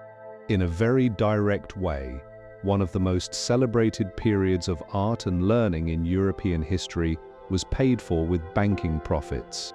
But the Medici were not alone at the top. In the German city of Augsburg, a family named Fugger built a financial empire that, at its peak, made even the Medici look modest. Jakob Fugger, known simply as the Rich, managed the family business from the 1480s until his death in 1525. His fortune was staggering, perhaps the equivalent of hundreds of billions in modern terms. The source of Fugger wealth was control of Europe's copper and silver markets, combined with enormous loans to the rulers of the time. Jakob Fugger also built something rather touching, a housing complex in Augsburg, where poor citizens could rent a small home for almost nothing, on the condition that they say a daily prayer for the Fugger family. That housing complex still exists today, nearly 500 years later, and the rent remains extraordinarily low. It stands as a reminder of both the enormous wealth that banking could create and the sense of duty that some wealthy people felt toward their communities. The rise of banking in the 1300s and 1400s changed the very nature of money. Money was no longer just metal you could hold in your hand. It was also paper in the form of written promises and bank records. Value could be created, moved, and multiplied through instruments that had no physical weight at all. A bill of exchange was not gold. It was a promise, backed by the reputation of the banker who signed it. Banking had turned money from a physical thing into an idea, from something you could weigh on a scale into a number written in a ledger. This was perhaps the deepest change in the story of money since the first coin was stamped on the banks of a river in Lydia. And the consequences of that change are still unfolding around us every single day. Let us now follow the trail of silver across the ocean to a mountain in the high Andes that would flood the world with treasure. In 1545, a local prospector was searching for a lost animal on the slopes of a massive, cone-shaped mountain in the high Andes of what is now Bolivia. According to the old story, he built a fire to keep warm during the freezing night, and the heat of the flames melted silver from the very rocks beneath him. Whether or not this tale is exactly true, its meaning is clear. The mountain he had found, known as the Rich Mountain, would become the single greatest source of silver the world had ever seen, and its treasure would reshape the life of every continent on Earth. Within months, Spanish colonists had built a city at the base of the mountain, more than 4,000 meters above the level of the sea. The city grew with breathtaking speed. By 1600, it held roughly 160,000 people, making it one of the largest cities in the world, bigger than London, bigger than Paris. Its wealth drew merchants, craftsmen, and fortune seekers from across the empire and beyond. The city had theaters and churches decorated with silver. A common saying of the time, meaning it is worth a fortune, used the name of the city as its measure of great wealth. Between 1545 and 1810, this single mountain produced more than a third of all the silver mined anywhere in the world. But this staggering output came at a cost equally staggering. The colonial authorities organized the labor through a system of forced work. Each year, roughly 13,000 local men were taken from their homes and marched to the mines, sometimes traveling hundreds of miles from their villages. The conditions inside the mountain were dreadful. Imagine descending into a narrow shaft lit only by a small candle tied to your forehead. The air is thick with dust. The walls press close. The temperature shifts from freezing cold near the surface to suffocating heat deep below. The men carried loads of ore weighing 100 pounds or more on their backs, climbing rickety ladders through passages that dropped hundreds of feet. The dust destroyed their lungs. The mercury used to separate silver from the surrounding rock poisoned their blood and their bones. Cave-ins were common. The forced labor system was not formally ended until the early 1800s, nearly 3 centuries after it began. Over the course of those centuries, millions of people suffered and died in and around those mines. The mountain that produced so much wealth for the world consumed the lives of the people who lived in its shadow. The silver pulled from this mountain, along with enormous quantities from mines in Mexico, was stamped into coins that became the first truly global currency. This large silver coin, weighing nearly an ounce, was the most widely used money on Earth for more than 2 centuries. Its weight and purity were so reliable that merchants on every continent would accept it without question. Spanish ships carried these coins across the Pacific on a trade route linking the Americas to the Far East. In the trading ports of Southeast Asia, the silver was exchanged for Chinese silk, fine pottery, and spices because silver was the one thing that China's vast economy was eager to accept. This route, running year after year for over 250 years, was one of the great arteries of the first global economy. Silver dug from the earth by forced laborers in South America was coined in Mexico, loaded onto ships, carried across the widest ocean, and exchanged in the markets of the East. The effects of this flood of silver were felt everywhere. In China, the massive arrival of new silver supplied the money for an economy that had been moving away from paper currency. Silver became the standard money of Chinese commerce, and China became the place where much of the world's silver eventually ended up. In Europe, the flood caused prices to rise steadily for over a century, upending the old social order and enriching the merchant classes at the expense of the old nobility. This coin left a lasting mark on the language of money around the world. The Chinese unit of currency, the Japanese unit, and the American dollar all trace their roots back to this single silver piece. The famous dollar sign is widely believed to have evolved from markings on the original Spanish coin. When the United States set up its own monetary system in 1792, it based its dollar on this Spanish coin, which was still circulating widely in the new nation. The legacy of that mountain is one of the most morally complex in all of economic history. The silver that poured from it helped build the foundations of modern capitalism. It financed the armies and navies that created colonial empires. It helped weave together the global monetary system that connects every nation today. But it did all of this at a cost measured in millions of lives.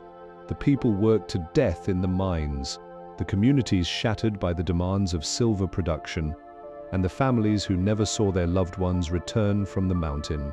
Can you hold both of those truths in your mind at once? The dazzling wealth and the terrible suffering. The shining coin in your hand and the unseen cost of making it. That painful duality lies at the very heart of money's global story. The silver that built the modern world was paid for in blood, and that is something worth remembering as we continue our journey. And now let us see what happened when all that silver arrived in Europe, and how the simple fact of having too much money changed everything. In 1556, a Spanish thinker sat in his study at a university and noticed something that would change the way people understood money. Prices across Europe had been creeping upward for decades. Wheat, cloth, wine, labor, everything cost more than it had a generation ago. The usual explanations pointed to greedy merchants, wasteful kings, and weakened coins. But this man noticed something else.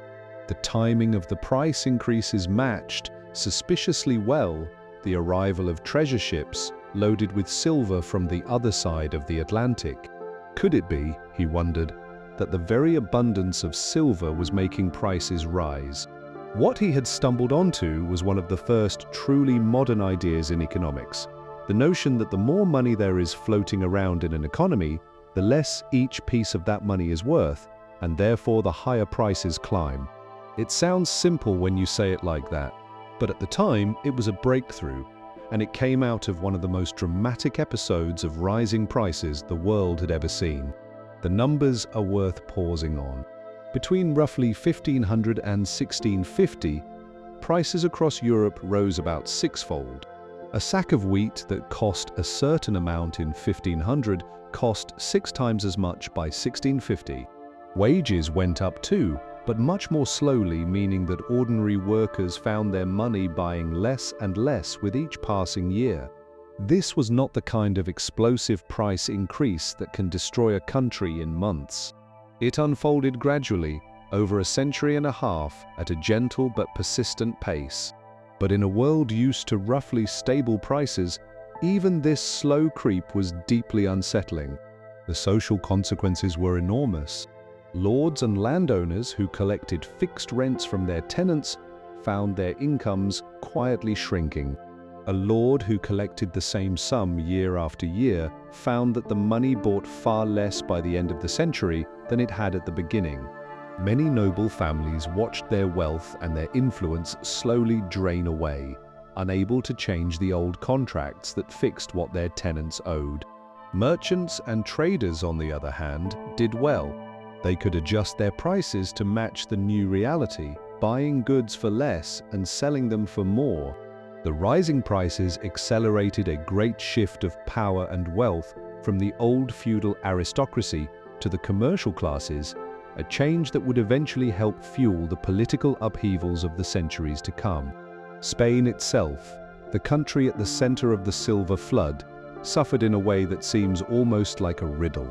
The empire grew richer in silver, but poorer in the things that silver should have bought. With so much metal available, Spanish nobles had little reason to build factories or improve their farms. They could simply buy what they needed from abroad, and the silver flowed out of Spain almost as fast as it flowed in, to pay for cloth from the Netherlands, weapons from Italy, spices from Asia, and the endless military campaigns of the ruling family. Spain ran a constant trade deficit despite sitting on top of the richest silver mines in the world. The Great Ottoman Empire, which controlled much of the eastern Mediterranean, also felt the effects. Silver flowing in from the west disrupted prices, strained the treasury, and contributed to social unrest. In China, the massive arrival of silver through the eastern trade routes actually helped stabilize the economy for a time, since the ruling dynasty had adopted silver as its main form of money. But when the flow of silver slowed in the early 1600s, due in part to the decline of Spanish mining, and the chaos of a great war raging across Europe, the resulting shortage of money helped push China into an economic crisis that contributed to the fall of the ruling dynasty. From London to the eastern Mediterranean to the Far East, the ripple effects of New World silver reshaped economies, shook governments, and shifted the balance of power between nations. The rising prices also had unexpected effects on the relationship between landowners and the people who worked their land. In England, the enclosure movement gained speed as lords tried to increase their income by combining small farms into larger, more profitable ones. The workers pushed off the land drifted toward the growing towns and cities, becoming the future labor force for the factories that would one day transform the world. In the eastern parts of Europe, the response was different but equally important. Landowners tightened their control over the people who worked for them, creating a harsher form of bondage that kept Eastern Europe economically separate from the commercializing West for centuries. What remains beyond debate is the lasting lesson. The thinkers of 16th century Spain and France, watching silver pour in from the mines of the New World, were the first to grasp a truth that echoes to this day. The value of money is not fixed. It depends on how much of it exists compared to the goods and services available for purchase. This insight would be argued about in every century that followed, in debates about gold, in arguments about printing money during crises, in the policies of modern central banks. There is, it turns out, such a thing as too much money, and the world learned that lesson in the slow, painful classroom of the 16th and 17th centuries. And now let us turn to a story about something even stranger than too much silver. A story about flowers, madness, and the thin line between confidence and panic. In the winter of 1637, in a tavern in the Dutch city of Haarlem, a sailor was served a meal of herring by a grateful merchant whose goods he had safely delivered from far away. Spotting what he thought was an onion sitting on the counter, the sailor slipped it into his pocket and ate it with his breakfast. What he had actually eaten was a tulip bulb, at that moment one of the most valuable objects in the Netherlands, worth more than a furnished house on one of Amsterdam's finest canals. The merchant, when he realized what had happened, reportedly had the sailor arrested and thrown in jail for months. Whether this particular tale is true or one of the many colorful stories that gathered around the Dutch tulip mania, it captures something real about those extraordinary months of early 1637 when tulip bulbs briefly became the most expensive objects in Europe. The tulip had arrived in Western Europe from the Ottoman Empire in the middle of the 1500s, brought by diplomats, plant lovers, and merchants captivated by its vivid colors and graceful shape. The Ottomans had been growing tulips for centuries already, and the flower's name itself likely comes from their word for turban, reflecting its shape. In the Netherlands, the flower found an audience that was both wealthy and eager to show it. The Dutch Republic in the early 1600s was living through its golden age, a time of great riches driven by global trade, and Dutch merchants were hungry for things that announced their success. The tulip, with its exotic origins and brilliant colors, was the perfect symbol. Rare varieties, especially those infected with a particular natural condition that created dramatic streaks and bursts of color on the petals, fetched ever higher prices. And the market itself added fuel to the fire, because tulip bulbs can only be dug up and moved during a few months of the year. People began buying and selling contracts for bulbs that were still in the ground to be delivered later. These contracts could change hands multiple times before anyone ever touched an actual flower. People were trading pieces of paper representing bulbs they had never seen and might never hold, speculation in its purest form. By the winter of 1636 and 37, prices had climbed to extraordinary heights. A single bulb of the most prized variety could sell for several thousand guilders at a time when a skilled worker earned about 300 guilders in a year. At the very peak, some accounts describe individual bulbs selling for enough money to buy a grand house. Before 1633, the tulip market had been the province of professional growers and wealthy collectors.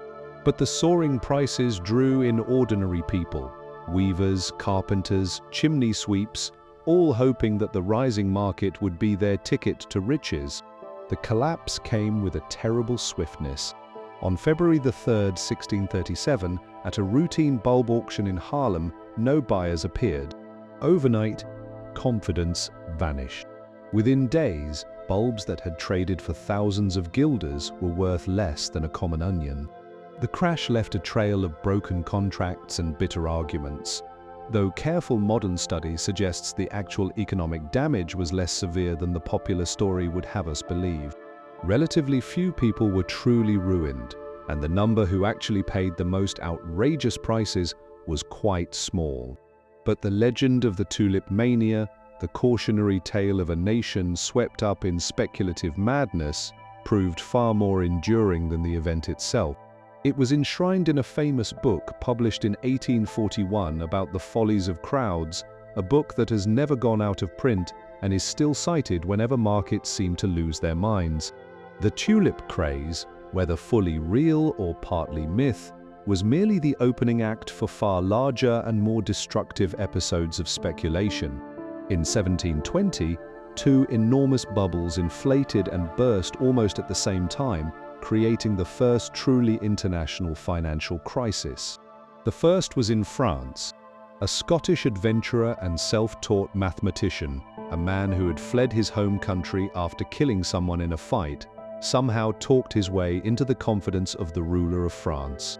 The country was deeply in debt, and this man proposed a bold solution. He would set up a state bank that could print paper money, and a trading company that would exploit the supposedly gold-rich territories of French Louisiana. Shares in the company were offered to the public, and the response was electric. Investors, dreaming of gold in the wilderness of America, rushed to buy. The price of a single share climbed from 500 to 10,000, then to 20,000. The word millionaire was coined during this period. The street where shares were traded became so packed that, according to one story, a man with a hunched back rented out his own back as a writing surface for people drawing up contracts. But the money supply had been expanded far too fast. When investors tried to cash out their paper profits for gold and silver, the whole system fell apart. The man behind it all fled the country and died in poverty years later. The very word for bank became so hated in France that the nation would not create another central bank for 80 years. Across the water in England, a similar story was playing out. A company had been given a monopoly on trade with South America and offered to take on a huge share of the national debt. Its share price soared. Even one of the greatest scientific minds of the age invested, sold at a profit, watched the price keep climbing, bought back in near the peak, and lost a fortune. He is said to have remarked that he could calculate the movements of the stars, but not the behavior of people. When this bubble burst too, it ruined thousands and brought down several government officials. Together with the French collapse and related speculation in the Netherlands, the crash of 1720 became the first international stock market collapse, a preview of the interconnected crises that would become a regular feature of the modern world. These early bubbles revealed something deep about the relationship between money and human nature. Money is not just an economic tool, it is a vessel for hope, fear, greed, and the stories we tell ourselves about the future. When confidence is rising, people will pay absurd prices for flowers or shares in companies that have never earned a penny. When confidence breaks, those same things become worthless overnight.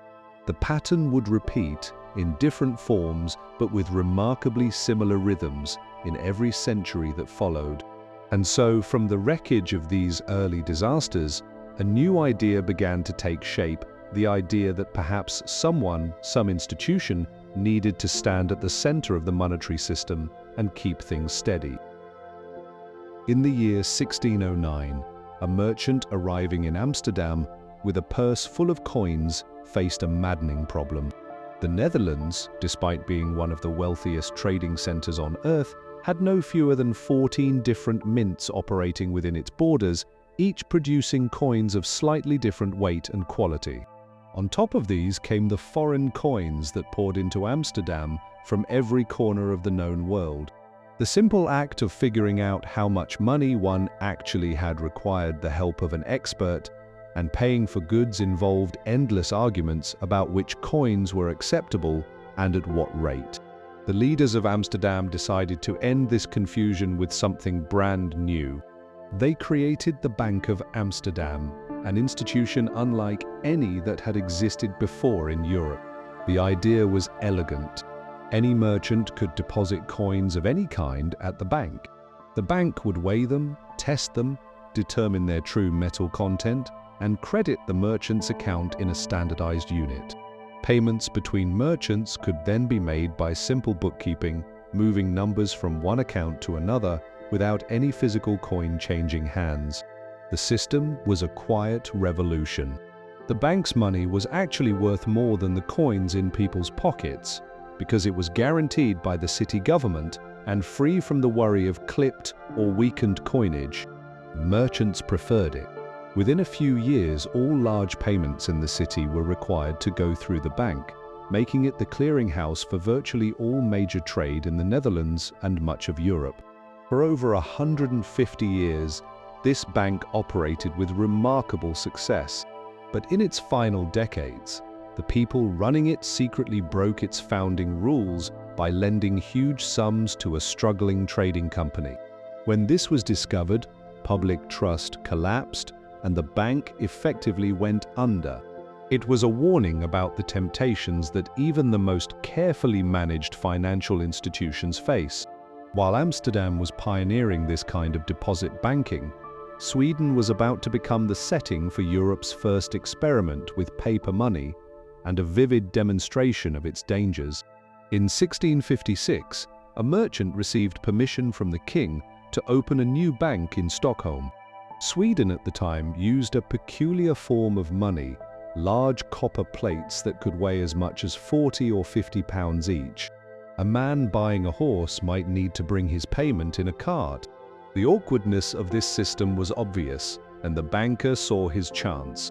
In 1661, his bank began issuing Europe's first true paper banknotes. Each note bore the banker's own signature and those of several clerks. A customer could deposit heavy copper plates and receive light paper certificates in return. The public loved the convenience, but the banker made a mistake that would be repeated many times in the centuries ahead. He printed more paper notes than the bank actually had metal to cover. When people started coming in to exchange their paper for copper, the bank could not keep up. It collapsed. The banker was tried, convicted, and sentenced to death, though the sentence was later reduced to prison. The Swedish government took over and created a new institution, one that still exists today as the world's oldest central bank. Notably, this new bank was forbidden from issuing paper money for decades, so completely had the first experiment destroyed confidence in the idea. But the most important birth in the history of central banking happened across the sea in England. In 1694, England was locked in a war against France, and the king was desperately short of money. The treasury was empty, credit was exhausted, and the navy needed ships. A merchant proposed a solution. A new bank, to be called the Bank of England, would gather over £1 million from private investors and lend the entire sum to the government. In return, the investors would receive yearly interest payments funded by new taxes on shipping and drink, plus the exclusive right to issue paper banknotes. The money was raised in less than 2 weeks, a sign of how much confidence people had in the promise that a parliament, unlike a king ruling alone, could be trusted to collect the taxes needed to pay back the loan. The Bank of England opened its doors and began a life that would make it the model for central banks around the world. Early in its life, the bank was tested by a crisis. English silver coins had been so heavily clipped and counterfeited that many contained only half their proper weight. The government decided to recall all the damaged coins and replace them with new machine-made ones. The man put in charge of this enormous task at the Royal Mint was the great scientist Isaac Newton, who threw himself into the work with his usual intensity. Newton became a relentless hunter of counterfeiters, personally questioning suspects in London's jails and sending several to the gallows. His most famous target was a bold forger who had the nerve to accuse the mint itself of faking coins. Newton tracked the man for years and finally had him convicted and executed. The Bank of England set a pattern that every nation would eventually follow. Over the next 2 centuries, central banks appeared across Europe and then around the world, each shaped by local needs, but all sharing the basic features the Bank of England had pioneered. A close tie to the national government, the power to issue banknotes, the role of looking after the finances of other banks, and the responsibility of keeping the monetary system stable. The idea that a single institution should stand at the center of a nation's money, managing the supply and serving as the last resort when things go wrong, was born in the chaos of 17th century Amsterdam, the wreckage of a Swedish bank, and the war rooms of England. Now, let us cross the ocean to see what happened when these ideas met the wild, improvised world of colonial money. In the year 1685, the man in charge of the French colony in North America faced a problem that was almost funny if it were not so urgent. A shipment of coins from France had been delayed, and he had nothing to pay the colonial soldiers with. Unpaid soldiers, he knew well, were dangerous. In a burst of desperate creativity, he gathered up every playing card he could find, cut them into pieces, wrote amounts of money on each piece, stamped them with the colonial seal, and handed them out as pay. The soldiers, having few options, took the playing card money and spent it at local shops, which accepted it because they trusted the government would eventually make good on the promise when the real coins arrived. This was not a one-time trick. Playing card money was issued again and again over the following decades, becoming a regular part of life in the colony. It was perhaps the most creative response to a problem that troubled every European settlement in the Americas, the constant, nagging shortage of real coins. The home countries wanted to keep their gold and silver for themselves and extract wealth from the colonies, not send precious metals the other direction. The result was that colonists from one end of the continent to the other were always scrambling for something to use as money. The colonies answered this challenge with remarkable inventiveness. In Virginia, the answer was tobacco. From the early 1600s, dried tobacco leaves served as the main way to pay for things. In 1619, the colonial legislature officially set the value of good tobacco at 3 shillings per pound. By 1642, tobacco had been made legal currency, meaning that debts and taxes could officially be paid with it. The system was organized through inspection warehouses. A farmer would bring his dried tobacco to an official inspector who would grade it for quality. If it passed, the farmer received a paper receipt that could be used like money. These receipts circulated through the colony, buying goods, paying debts, and settling accounts, all backed by actual tobacco sitting in a warehouse. Tobacco money had its problems, of course. Tobacco rots. It loses quality over time, meaning the currency itself was slowly decaying. Its value also bounced around with the harvest. A good year meant more tobacco in circulation, which pushed prices down and made the money worth less.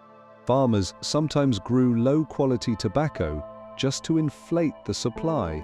The colonial government occasionally had to burn surplus tobacco to prop up its value, an early and quite literal form of managing the money supply. Despite all this, tobacco served as the main currency in Virginia and neighboring colonies for more than 100 years. Other colonies found other answers. In Massachusetts, the authorities tried using wampum, the shell beads that served as money among the local peoples.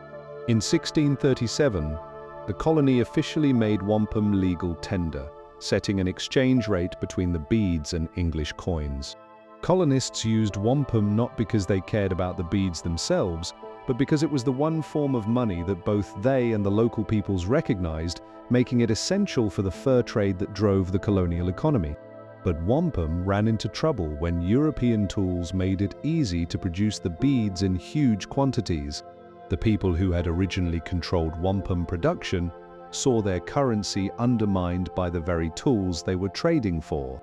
Too many beads flooded the market, the value dropped, and most colonies abandoned it within a few decades. The most important colonial invention, though, was paper money. Massachusetts led the way in 1690, printing paper bills to pay soldiers returning from a failed military expedition. The bills were supposed to be temporary, redeemable through future taxes, but they proved so handy that the colony kept printing them, and other colonies quickly followed. By the middle of the 1700s, nearly every colony was issuing its own paper currency. The quality of this paper money varied enormously. Some colonies managed their currency responsibly.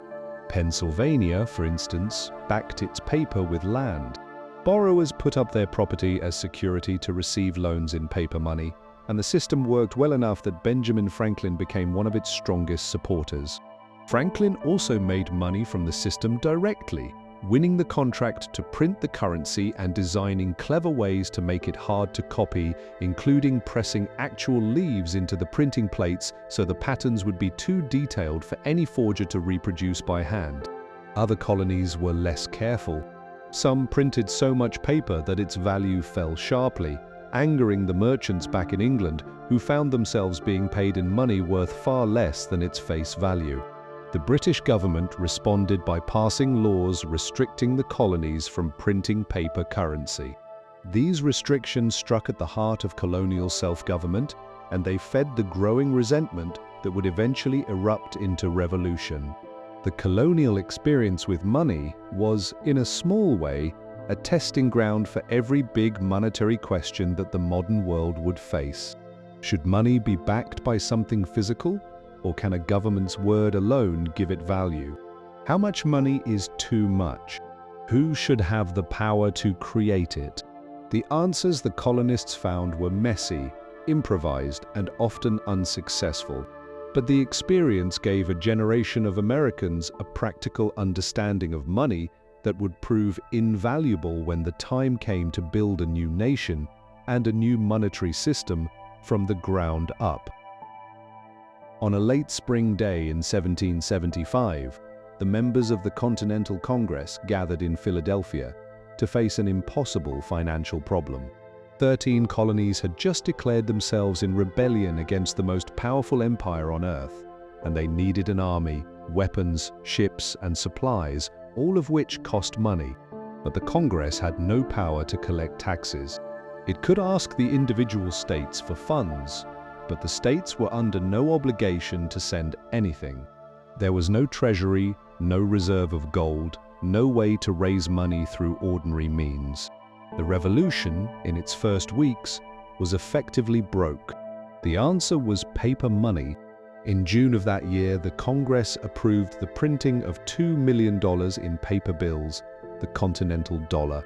The notes bore careful designs and the signatures of congressional delegates, but they were backed by nothing more than a vague promise that future tax collections would someday cover their value. It was money made entirely out of hope. At first, the hope held. The early bills circulated close to their face value and bought the revolution precious time. Soldiers were paid, if poorly. Supplies were purchased, but the Congress kept printing. By the end of 1775, $6 million were in circulation. By the end of the following year, the total had reached $19 million. By 1779, roughly 241 million paper dollars had been printed, and the individual states were printing their own notes on top of that. The result was relentless, grinding inflation. By late 1778, the paper dollar had lost about 3/4 of its buying power. By 1779, it took 40 paper dollars to buy what one silver dollar could. By 1781, the ratio had reached 167 to 1. A soldier's monthly pay, which might have bought a pair of boots at the start of the war, would not buy a single meal by its end. Shoes cost thousands. A suit of clothes could run to 1 million of these paper dollars. The human cost was real and painful. Soldiers went unpaid or were paid in money that shopkeepers would not accept. Farmers hid their crops rather than sell them for worthless paper. The army at Valley Forge suffered not because there was no food in the countryside, but because no one would part with it in exchange for continental dollars. The commander himself wrote desperate letters to Congress begging for real money. A decade later, the French Revolution produced an even more dramatic experiment with paper money. The new government that emerged from the overthrow of the monarchy faced a crisis just as severe. The old government was bankrupt, taxes had collapsed, and creditors were demanding payment. The answer the French leaders arrived at had a certain cleverness to it. The Catholic Church owned more than a quarter of all the land in France. The government would take this land, print paper notes backed by it, and use those notes to pay off the nation's debts. Holders of these notes could, in theory, exchange them for church land at any time. The first batch was modest and carefully designed, more like bonds than everyday currency. But the temptation to print more proved impossible to resist. The notes were quickly turned into everyday money, and new batches followed at a dizzying pace. Within a few years, billions had been printed. At their lowest point, these paper notes were worth less than 1% of the value stamped on their face. The consequences were devastating. Speculators got rich buying up land cheaply with depreciating paper. Workers and savers were destroyed. Food riots tore through the capital. The government tried to control prices by law, just as a Roman emperor had tried nearly 15 centuries earlier. The result was the same. The rules failed, goods vanished into black markets, and the price controls were abandoned. In early 1796, the printing plates were publicly destroyed in an elaborate ceremony, ending the experiment. But the damage was already done. Both the American and the French experiments left deep marks on the people who lived through them. In the new United States, the memory of worthless paper money fueled a fierce argument between two of the nation's founders. On one side stood a man who believed the country needed a strong national bank modeled on the Bank of England to manage the debt, issue stable currency, and provide financial order. On the other side stood a man who believed such a bank would be a dangerous concentration of power in the hands of a wealthy few. The man who wanted the bank won the first argument. A national bank was created, and it brought stability to the young nation's finances. But the suspicion never died. When the bank's permission to operate expired, it was not renewed. A second national bank was created years later, only to be killed off by a president who called it a monster of privilege and corruption. The United States would go without a central bank for 80 years after that, a gap that would have serious consequences. In France, the trauma of those paper notes created a lasting fear of paper money and central banking. The government that followed the revolution was deliberately cautious with money, and French monetary policy remained conservative for a very long time. The great lesson of revolutionary money was simple but easy to forget. Paper currency works as long as it is printed in moderation and managed with care. The moment a government begins printing too much, the moment it starts using the press to solve problems that should be solved with taxes or cuts in spending, the trust that holds the whole system together begins to crack. Every generation, it seems, has to learn this lesson fresh. And now, let us enter a world where money would be measured not in paper, but in gold. On a quiet evening in 1816, a bill passed through the British Parliament almost without debate. It established gold as the sole standard of value in the British Empire, setting aside silver for all but the smallest transactions. 5 years later, Britain formally declared that its paper banknotes could be exchanged for a fixed weight of pure gold, a promise that would hold for nearly a century. The gold standard, in its classical form, had arrived. The choice of gold was not inevitable. For most of history, the world had run on two metals, gold and silver, circulating side by side. But a decision made decades earlier at the Royal Mint, when the official exchange rate between gold and silver coins was set in a way that slightly favored gold, had gradually pushed silver out of daily use. Silver coins were worth more as raw metal than as money, so people melted them down or sent them abroad. By the time the formal law was passed in 1816, gold had been the real basis of the British system for a long time already. What turned the gold standard from a British choice into a worldwide system was not law, but power. In the 1800s, Britain was the world's largest trading nation, its leading lender, and the center of the global market.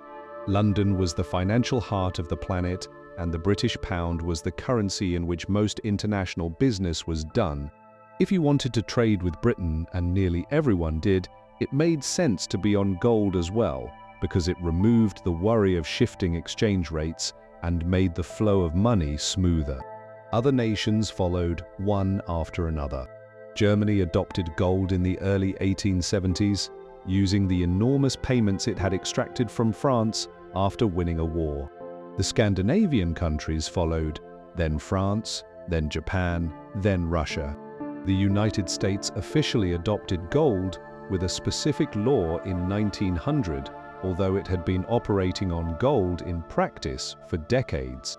By the time the first shots of the Great War were fired in 1914, nearly every major economy on Earth was tied to gold. The system created something both elegant and harsh. It worked through a balancing act. If a country bought more from abroad than it sold, gold would flow out to pay for the difference. As gold left, the money supply shrank, prices fell, and the country's goods became cheaper for foreigners to buy, eventually restoring balance. The system was largely self-correcting, at least in theory. In practice, the correction was painful. Falling prices meant falling wages, failing businesses, and people thrown out of work. The gold standard did not allow governments to soften the blow by loosening the money supply, because every note in circulation had to be backed by gold in the vault. The consequences fell hardest on farmers and workers. The late 1800s, the golden age of the gold standard, was also a time of persistent falling prices across much of the Western world. Prices dropped steadily from the 1870s through the middle of the 1890s. A farmer who had borrowed money when wheat sold at a certain price now had to repay that loan even though wheat was selling for half as much. The debt stayed the same, but the income to pay it shrank year after year. Farms were lost across the American heartland in a slow wave of ruin. The political response was fierce. In the United States, the fight over gold became the defining question of the 1890s. Farmers and silver miners demanded that the government mint silver coins alongside gold ones, which would effectively double the amount of money in circulation, push prices back up, and give struggling debtors some relief. In their view, the gold standard was a conspiracy of Eastern bankers designed to keep ordinary people poor. The drama reached its peak in the summer of 1896 at a political convention in Chicago. A young former congressman from Nebraska, just 36 years old, rose to speak in favor of adding silver to the money supply. His speech built to one of the most famous moments in American political history, a vivid image of the nation's working people being pressed down under a crown of gold. The crowd erupted, and the young man won his party's nomination for president on the power of that speech alone. But he lost the election to a candidate backed by big business and well-funded by industrialists. The gold standard survived, and it was formally written into law a few years later. The discovery of vast new gold deposits in South Africa, Australia, and northwestern Canada eased the pressure by expanding the gold supply, and the political urgency of the silver question faded. The gold standard's greatest strength was also its greatest weakness. It kept governments honest, preventing them from printing money at will, but it also left them helpless in the face of economic trouble. When the Great War broke out in August of 1914, the system collapsed almost overnight. Nations needed to spend far more than their gold reserves could support, and one by one they stopped converting paper money into gold and began printing freely. After the war, there were desperate efforts to restore the old system. Britain returned to gold in 1925, but at a rate that made its money too expensive and its goods too hard to sell abroad. The restored gold standard limped along for a few years, but the Great Depression killed it. When Britain finally let go of gold in September of 1931, a sailor on a warship reportedly asked what it meant. His officer replied that it meant they could no longer exchange a paper note for gold at the bank. The sailor thought about this for a moment and said he had never done that anyway. The gold standard lasted in its purest form barely 4 decades. Yet its shadow stretches across every debate about money that has followed, all the way to the present day. On the morning of January the 24th, 1848, a carpenter was inspecting a sawmill he was building along a river in the Sierra Nevada foothills of California. In the shallow channel that carried water away from the mill wheel, he noticed something glinting. He reached down and picked up a nugget roughly the size of a pea. He bit it, struck it with a rock, and tested it in every way he knew. It was gold. That small discovery set off the largest voluntary mass migration the world had yet seen. Word spread slowly at first. A San Francisco merchant ran through the streets waving a bottle of gold dust. The president confirmed the news in a speech to Congress later that year, and then the rush truly began. By the end of 1849, roughly 300,000 people had flooded into California from every corner of the globe, Americans from the east, Chinese laborers, Chilean miners, Australian prospectors, and fortune seekers from across Europe. San Francisco, a sleepy settlement of 200 people just a few years earlier, grew to 36,000 in a matter of months. The economic impact was enormous. In the first decade of the rush, California produced gold worth hundreds of millions of dollars, a significant fraction of the entire American economy. This flood of new gold expanded the world's money supply at just the right moment, as country after country was moving toward the gold standard. California's gold eased the deflationary squeeze that had been holding back economic growth. It financed railroads, factories, and the push westward. It also hastened California's admission as a state, accelerating the political crisis over slavery that would lead to civil war. But the cost in human lives was staggering. The native peoples of California, who numbered perhaps 150,000 before the rush, were devastated by violence, disease, and the loss of their lands. Miners invaded their territory, poisoned their rivers, and killed those who resisted. By 1870, the native population had fallen to roughly 30,000, an 80% decline in just 20 years. 3 years after that first nugget was plucked from a California stream, gold turned up in Australia. A man who had traveled to California during the rush and learned the techniques of prospecting found payable gold in the eastern part of the continent. Richer deposits followed in the colony of Victoria at places called Ballarat and Bendigo. Hundreds of thousands of immigrants poured in, many from China. The gold transformed Australia from a collection of struggling colonies into a prosperous, rapidly growing land. The port city closest to the goldfields became, for a time, one of the richest cities in the world per person. The Australian rush also produced a moment of political drama that would become a founding story of the nation. In 1854, gold miners at Ballarat, furious about the cost of mining licenses and the harshness of the police who enforced them, built a wooden stockade and raised a flag bearing the stars of the Southern Cross. When government soldiers attacked on December the 3rd, the battle lasted only minutes, but at least 22 miners were killed. The political aftermath was profound. The hated license fees were scrapped, the miners won the right to vote, and the stockade became a lasting symbol of Australian democracy, a rebellion sparked, like so many others in history, by a dispute over money. But the most consequential gold discovery of all happened not in California or Australia, but in South Africa. In 1886, a prospector stumbled onto a gold-bearing ridge near what is now Johannesburg. The deposit was part of a vast geological formation that would turn out to hold the largest known gold reserves on the planet. Between 30 and 40% of all the gold ever mined in human history has come from this one region. The discovery transformed the southern tip of Africa. Johannesburg, which had not existed before 1886, became the biggest city in the region within a decade. But unlike the shallow, easily panned gold of California, this gold lay deep underground, locked in hard rock. Extracting it required heavy machinery, enormous investment, and a large, cheap labor force. The mining companies found that labor force by drawing African workers from across the region, housing them in grim compounds, and paying them a fraction of what other miners earned.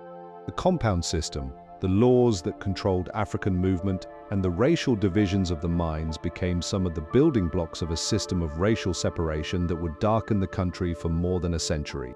The wealth from the gold fields built a modern economy, but it was built on a foundation of injustice whose consequences have still not been fully addressed. The last great gold rush of the century was the most romantic. In 1896, gold was discovered in the remote Yukon Territory of northwestern Canada. Perhaps 100,000 people set out to reach it, though only 30 or 40,000 actually made it. The journey required crossing some of the most forbidding land on Earth, including a steep, icy mountain pass that became the defining image of the rush. Those who finally arrived found that the best ground had already been claimed. Most went home poorer than when they started. Each of these rushes changed the world's supply of money and, with it, the fortunes of nations. Gold from California eased the path toward the gold standard. Gold from Australia funded a national transformation. Gold from South Africa built an industrial economy at a terrible human price. Gold from the Klondike captured the imagination of a generation. In every case, the discovery of gold in the ground sent shock waves through human societies, bringing migration, violence, wealth, and suffering in equal measure, a reminder that money, even in its most basic form, is never simple and never without cost. On June 19, 1815, a messenger galloped into a European city, carrying news that would help make one family the richest in the world. Nathan Mayer Rothschild, based in London, had built the fastest private information network on the continent, using carrier pigeons, dedicated riders, and fast boats to move news ahead of the official channels. The messenger from the battlefield of Waterloo brought word that Napoleon had been defeated. Rothschild had the news a full day before the British government. The legend holds that he used this head start to buy government bonds at low prices before the news of victory sent their value soaring. Whether this particular trade happened exactly as the story claims, the larger truth is clear. The Rothschild family built the most powerful banking dynasty in the history of finance by being faster, better informed, and more widely connected than anyone else. The family's founder, born in the walled quarter of Frankfurt in 1744, had started as a dealer in old coins and curiosities. His genius was to place each of his 5 sons in a different financial capital, one in London, one in Paris, one in Vienna, one in Naples, and one in Frankfurt, creating a network that could move money across borders faster than any government or competing bank. This network dominated international finance for more than half a century. The family finance governments on opposite sides of wars lent the British government the enormous sum needed to compensate former slave owners when slavery was abolished, a loan so large it was not fully repaid until 2015, and bankrolled the building of the Suez Canal. Their influence was so great that it was said that the family had replaced the gold standard with a standard of their own. If the Rothschilds backed a government's bonds, they were considered safe. If they did not, investors stayed away. The family also became the target of hateful conspiracy theories driven by prejudice against their Jewish faith. Their visible wealth and international reach made them easy scapegoats for political movements of every kind, from the far left to the far right. These attacks said far more about the fears and prejudices of the accusers than about the family itself. The Rothschilds, for their part, carried on with their business, navigating the political storms of the 19th century with the same skill they brought to their financial dealings. By the late 1800s, a new generation of financial giants was rising, especially in the United States. The most formidable was a man who combined the bearing of a feudal lord with the financial mind of a Renaissance banker. He did not merely lend money, he reshaped entire industries.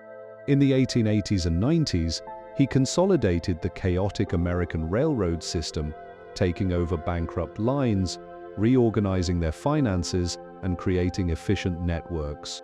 He did the same with steel, arranging the creation of the first company to be valued at more than $1 billion. His most dramatic moment came during a financial panic in 1907, when a cascade of bank failures threatened to bring down the entire American financial system. There was no central bank to step in, because the United States had been without one for 75 years, still haunted by the battles of an earlier generation. This banker stepped into the gap. Working from his private library in New York, the 70-year-old summoned the presidents of the city's largest banks, locked them in his study, and refused to let them leave until they had pledged their own money to stop the panic. He personally reviewed the books of struggling institutions, decided which were worth saving and which were not, and directed the flow of emergency funds like a general on a battlefield. The intervention worked. The panic was contained, and the system survived. But it left a deeply uncomfortable fact exposed for all to see. The stability of the American economy had rested on the judgment and goodwill of a single private citizen. If he had been less able, less public-spirited, or simply not available, the panic might have become something far worse. The episode convinced many Americans that the country needed a proper central bank, an institution that could do what one man had done, but answerable to the public rather than to private interests. The great banking families of the 19th century occupied a unique and rather extraordinary place in human history. They were private citizens, families, and individuals who wielded influence greater than most governments of their day. They could steady or shake national economies with a single decision. They could finance wars or, by withholding their support, help prevent them. Their power rested not on armies or political office, but on something quieter and more modern: control of the flow of money, command of information that traveled faster than any government dispatch, and the trust of those who needed to borrow. But their era was fading. The rise of large banks owned by many shareholders rather than single families was already weakening the old dynasties by the century's end. The creation of central banks with public duties would further reduce their power, and the democratic movements of the early 20th century would demand that the enormous force represented by the world of finance be subject to some kind of public oversight. The age of the great private bankers was drawing to a close, but the financial system they had helped create, global in reach, deeply interconnected, and extraordinarily powerful, would only grow larger and more complex in the century that followed. And the very next chapter of that story would begin on a private island off the coast of Georgia. On the evening of November the 22nd, 1910, a small group of men boarded a privately chartered railroad car at a station in New Jersey and set off on a journey that would change the course of American money. There were 6 of them: a powerful senator, a treasury official, a senior partner at the country's most influential bank, and 3 other financiers. They had been told to use only their first names and to avoid being recognized. They carried hunting gear as props, because the official story was that they were going on a duck hunting trip. Their real destination was an exclusive private resort on an island off the coast of Georgia, owned by some of the wealthiest families in the nation. There, behind closed doors, over roughly 10 days, they wrote the plan that would become the foundation of the Federal Reserve System, the central bank of the United States. The secrecy was necessary because the American public was deeply hostile to the idea. The country had tried central banking twice before, and both times the experiment had ended in bitter political war. The first attempt, established in 1791, had operated successfully for 20 years before its license was allowed to expire, killed by a combination of state bankers who resented its competition and political thinkers who distrusted concentrated financial power. The second attempt, created in 1816, met an even more dramatic end when a populist president vetoed its renewal in 1832, denouncing the bank as a corrupt tool of the wealthy elite. That veto speech remains one of the most powerful populist statements in American history, a passionate attack on the idea that a small group of moneyed men should control the nation's finances. For 75 years after that veto, the United States operated without a central bank, the only major industrial nation to do so. The results were ugly. Without a backstop for the banking system, every financial scare threatened to become a disaster. Panics struck again and again in 1837, 1857, 1873, 1893, and 1907, each one bringing bank failures, ruined businesses, and widespread misery. In 1893, the crisis was so severe that private bankers had to organize an emergency gold loan to keep the Treasury from running out of money. In 1907, as we have seen, it took the personal intervention of one enormously powerful banker to hold the system together. The 1907 panic finally broke the deadlock. Congress created a commission to study how other countries managed their money and recommend reforms. It was the work of this commission that led to the secret meeting on the island and, eventually, to the law signed by President Wilson in December of 1913. The Federal Reserve was designed as a peculiarly American compromise, an attempt to balance the competing demands of big city financiers and small-town farmers, of federal power and regional independence. Instead of a single central bank in one city, the system was spread across 12 regional banks, from Boston to San Francisco, each serving its own part of the country. A board of governors in Washington, appointed by the president and approved by the Senate, would provide oversight. The regional banks were technically owned by the private banks in their districts, but the governors were government officials. The result was an institution that was neither fully public nor fully private, a careful balancing act that pleased no one entirely but managed to endure. The early years were difficult. The new bank was barely a year old when a world war began, and the demands of wartime spending dominated its first decade. More critically, the Federal Reserve made terrible mistakes during the Great Depression. When banks began failing in 1930 and 31, the institution that had been created specifically to prevent such failures tightened the money supply instead of loosening it, squeezing the economy at precisely the moment it needed relief. Later economic thinkers would argue convincingly that this decision turned what could have been an ordinary downturn into the worst economic catastrophe of the modern age. Between 1929 and 1933, roughly 9,000 American banks went under, and the amount of money circulating in the economy shrank by about a third. The lesson was learned, though at a staggering price. The system was reorganized in the mid-1930s, giving the Board of Governors clearer authority over monetary decisions. Under careful leadership, the Federal Reserve gradually evolved into the institution we know today, a powerful, independent central bank with the ability to expand or shrink the money supply, set the price of borrowing, and serve as the last line of defense for the entire banking system. Its power grew steadily through the 20th century. After the link between the dollar and gold was broken in 1971, the Federal Reserve became the effective manager of the world's most important currency. In the early 1980s, its chairman deliberately pushed the economy into a painful recession to break the back of runaway price increases, a strategy that worked but caused great hardship. In the decades that followed, the chairman's every word was studied by financial markets around the world for hints about the future direction of borrowing costs. The institution that was born in secret on a Georgia island, designed as an uneasy compromise between populist suspicion and financial necessity, had become the most powerful financial institution on Earth.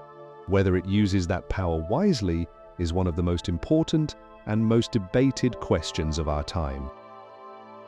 In the autumn of 1923, a woman in Germany recorded in her diary what it was like to watch a currency die. She described going to the market with a wheelbarrow full of paper notes to buy a loaf of bread. She described workers being paid twice a day, once at noon and once at the end of their shift, because prices rose so fast that money lost a chunk of its value between morning and evening. Workers would run from the factory to the shops the moment they were paid, clutching bundles of banknotes that would buy less with every passing hour. Children used stacks of million-mark notes as building blocks. Women burned piles of paper money in their kitchen stoves because the paper was worth less than actual firewood. These are not exaggerations. They are records of what happens when money loses all meaning. The German hyperinflation of the early 1920s is the most famous monetary disaster in history, though not the worst. Its roots lay in the First World War. Germany had paid for the war mainly by borrowing, piling up an enormous national debt. When the war ended in defeat, the peace treaty imposed heavy payments on the country. The German government, unable to raise enough taxes and unwilling to default, took the easy path and printed money. The crisis turned truly catastrophic in January of 1923, when foreign troops occupied the country's industrial heartland after a missed payment. The government ordered workers to strike in protest and then paid them by printing still more money. The result was a spiral of price increases so fast it almost defies belief. A loaf of bread that cost 160 marks at the end of 1922 cost 200 billion marks by late November of 1923. A single American dollar, which had been worth about 4 marks before the war, was now worth over 4 trillion. The human toll was immense. The middle class, the careful savers, the pensioners, the civil servants who had put money aside in bank accounts and government bonds were wiped out. A lifetime of thrift became worthless almost overnight. Creditors were ruined while people who owed money found their debts had simply vanished along with the currency. The psychological wound cut so deep that it still shapes the way Germany thinks about money today. German monetary policy remains among the most cautious in the world, and the fear of rising prices runs through the nation's culture in a way that is hard for outsiders to fully appreciate. The crisis was ended with remarkable speed. In November of 1923, the government introduced a new currency, backed in theory by a claim on the nation's land and industrial wealth. 1 unit of the new currency was worth 1 trillion of the old. The effect was almost magical. People believed in the new money, and belief was enough. Prices steadied almost overnight, but the political damage was already done. The destruction of the currency had destroyed faith, not just in the money, but in the democratic government that had let it happen, clearing the ground for the extremist movements that would soon tear the country apart. As terrible as the German inflation was, it was not the worst in history. That title goes to Hungary, which in 1946 experienced something so extreme that the German episode looks almost gentle by comparison. After the devastation of the Second World War, with the country in ruins and occupied by foreign armies, the Hungarian government tried to print its way to recovery. At the peak, prices were doubling every 15 hours. The highest denomination note ever printed was a number so large, a 1 followed by 20 zeros, that it ceases to have any ordinary meaning. The crisis was resolved by introducing a new currency, but the conversion rate was a number so vast that writing it out would fill a line of text. Zimbabwe provided the most recent large-scale example of what happens when a government's printing press runs without restraint. In the 2000s, a combination of policies that disrupted farming, massive government spending, and unchecked printing produced an inflation rate that peaked at a number almost too large to comprehend. Prices doubled every 24 hours. The central bank printed notes with denominations reaching $100 trillion. That particular bill became a collector's item, sold around the world to curious buyers for far more than its face value. But behind the novelty of the enormous numbers lay real suffering. Ordinary people watched their savings vanish, their wages become meaningless, and their economy fall back into something close to barter. Venezuela's crisis, which accelerated in the middle of the 2010s and continued for years, added another chapter to this grim history. Inflation reached millions of percent. Millions of people fled the country, creating one of the largest refugee movements in the history of the Western Hemisphere. These great inflations share common patterns. They almost always begin with a government facing expenses it cannot cover through normal means, war debts, reconstruction costs, or simply the cost of holding on to power. The government turns to the printing press because it is easier than raising taxes or cutting spending. At first, the inflation is mild and manageable, but at some point, people begin to expect prices to keep rising, and they act on that expectation, spending their money as fast as possible, which drives prices higher still. This self-feeding cycle, once it takes hold, is extraordinarily hard to break. Every hyperinflation in history is, at its core, a story about the destruction of trust. Money works because people believe in it, because they trust that what they hold today will buy roughly the same amount tomorrow. When that trust shatters, money stops working, and the world that depends on it begins to come apart.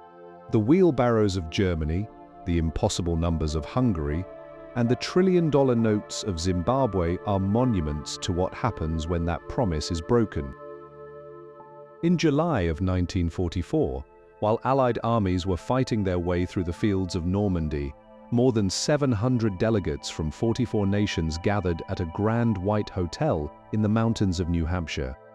Their task was nothing less than designing a new international monetary system. The old system, the gold standard, had collapsed during the Great Depression. The years between the wars had been marked by countries deliberately weakening their own currencies, trade wars, and financial chaos that had helped fuel the catastrophe of a Second World War. The people in that hotel were determined to make sure it never happened again. Two men towered over the conference. The first was the most famous economist in the world, a tall, brilliant, somewhat condescending British thinker who had revolutionized economic thought and who arrived with the prestige of being the man who had predicted many of the disasters of the previous decades. The second was a sharp, pugnacious American Treasury official who lacked the first man's intellectual fame, but held the decisive advantage of representing the most powerful economy on earth. The British economist proposed an ambitious plan. He imagined a new international institution that would issue a supranational currency, a kind of world money in which all trade would be settled. Countries that sold more than they bought would pile up credits in this currency, while countries that bought more than they sold would accumulate debts, and both sides would face pressure to adjust. It was visionary, elegant, and completely unacceptable to the Americans. The American official had a different vision, more modest but more realistic. He proposed a fund capitalized by contributions from member nations that would lend to countries having temporary trouble with their finances. There would be no world currency. Instead, the American dollar would sit at the center of the system. The agreement that emerged bore the American stamp far more than the British.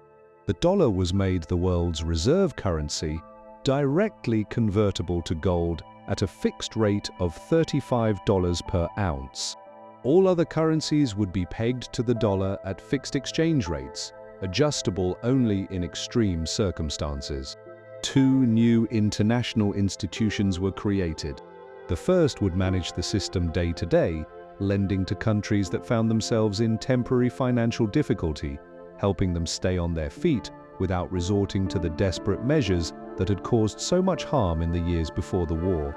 The second would focus on the longer work of rebuilding shattered economies and, over time, helping poorer nations develop. The British economist was bitterly disappointed. His country, exhausted and nearly bankrupt after 6 years of war, had no leverage to demand better terms. His most creative proposal, the world currency, was rejected outright. But he recognized that the alternative, no agreement at all, and a return to the monetary chaos of the 1930s would be far worse. He accepted the compromise and worked to make it succeed. And for a quarter century, it did succeed brilliantly. The period from 1945 to about 1970 is sometimes called the golden age of economic growth. Incomes rose, trade expanded at a pace of roughly 8% a year, and the nations of Western Europe and Japan rebuilt from the rubble of war into modern, prosperous societies. The dollar-gold link provided a stable anchor, and the fixed exchange rates gave businesses the confidence to trade and invest across borders. But the system held a hidden flaw that a sharp-eyed economist identified as early as 1960. For the system to work, the rest of the world needed dollars, lots of them, for trade, for savings, for investment. The only way to get those dollars out into the world was for the United States to spend more abroad than it earned, running up deficits.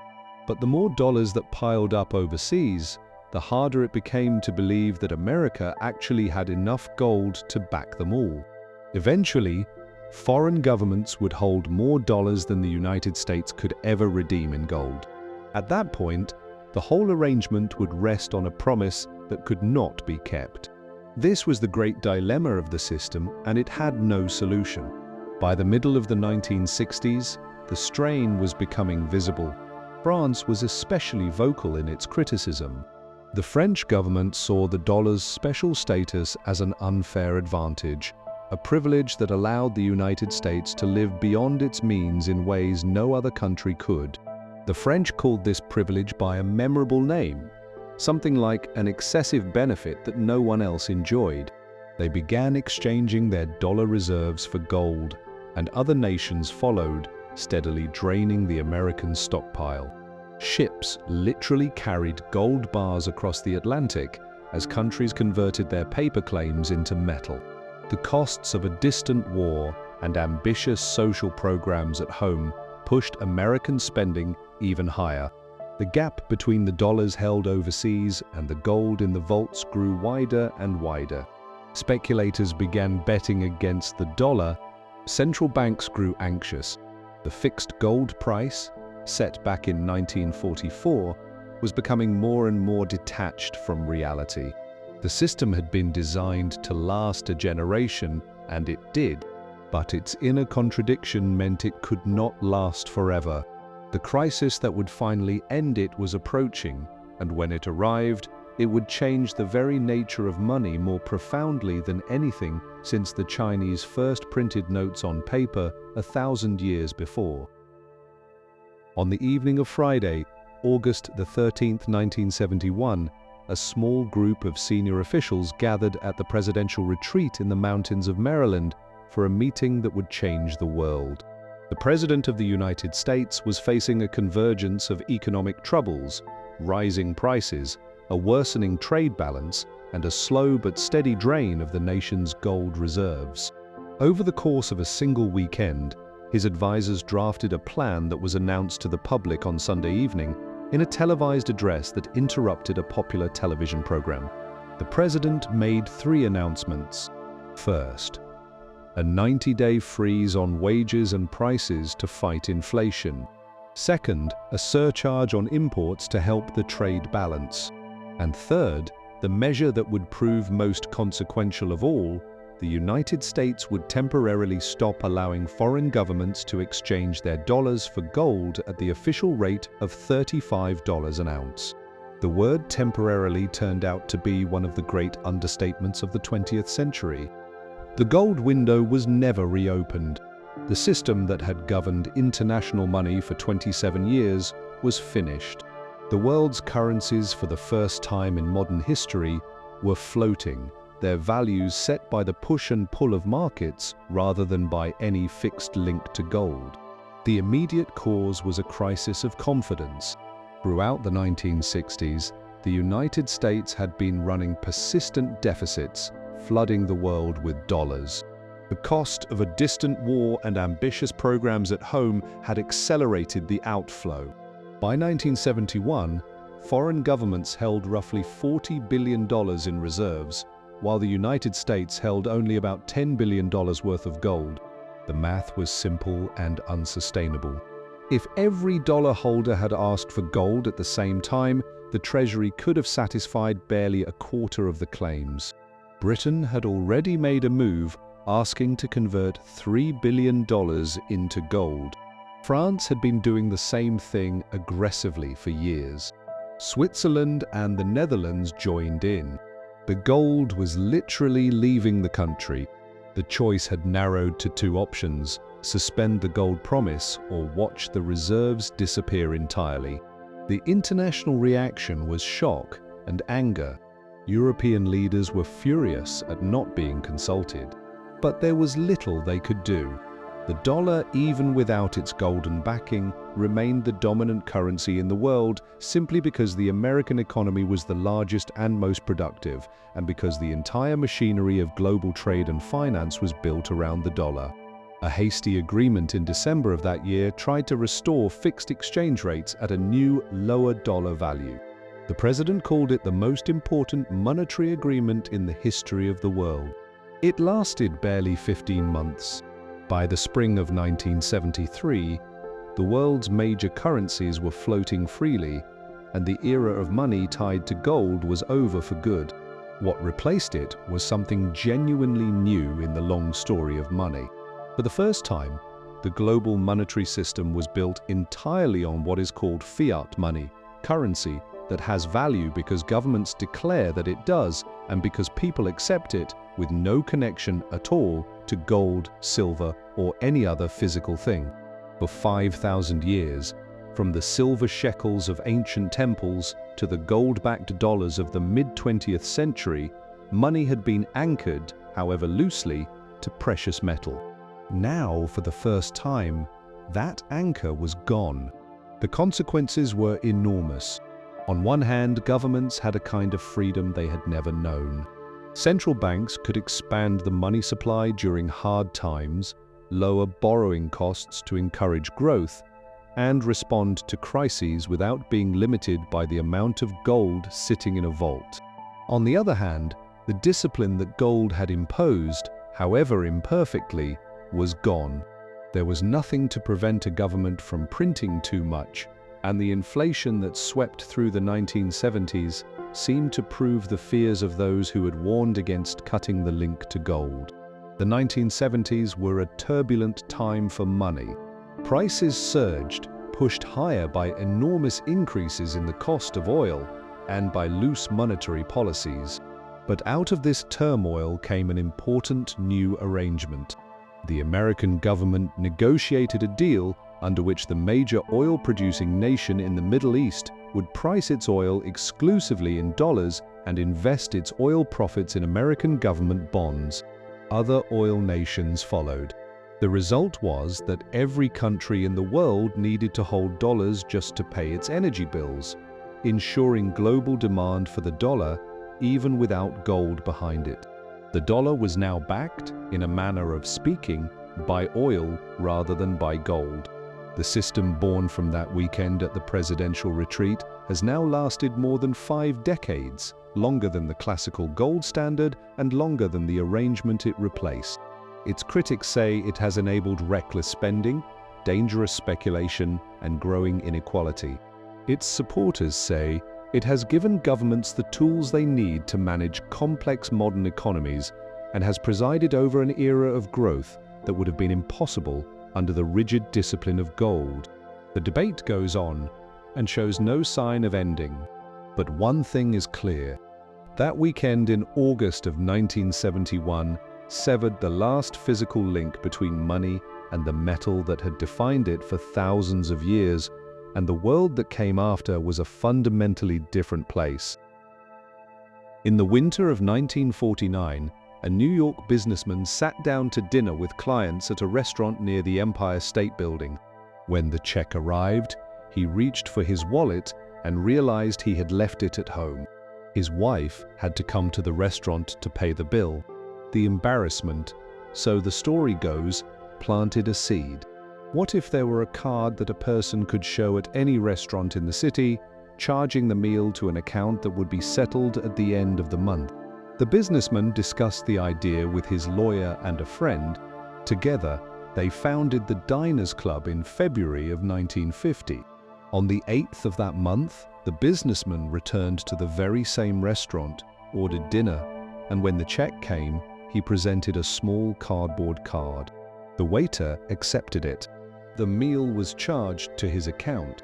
This moment, sometimes called the First Supper in the law of the industry, was the beginning of a revolution in how people pay for things. The early card was not quite a credit card in the way we know it today. It was a charge card. The full amount had to be paid at the end of every month. There was no option to carry a balance or pay interest.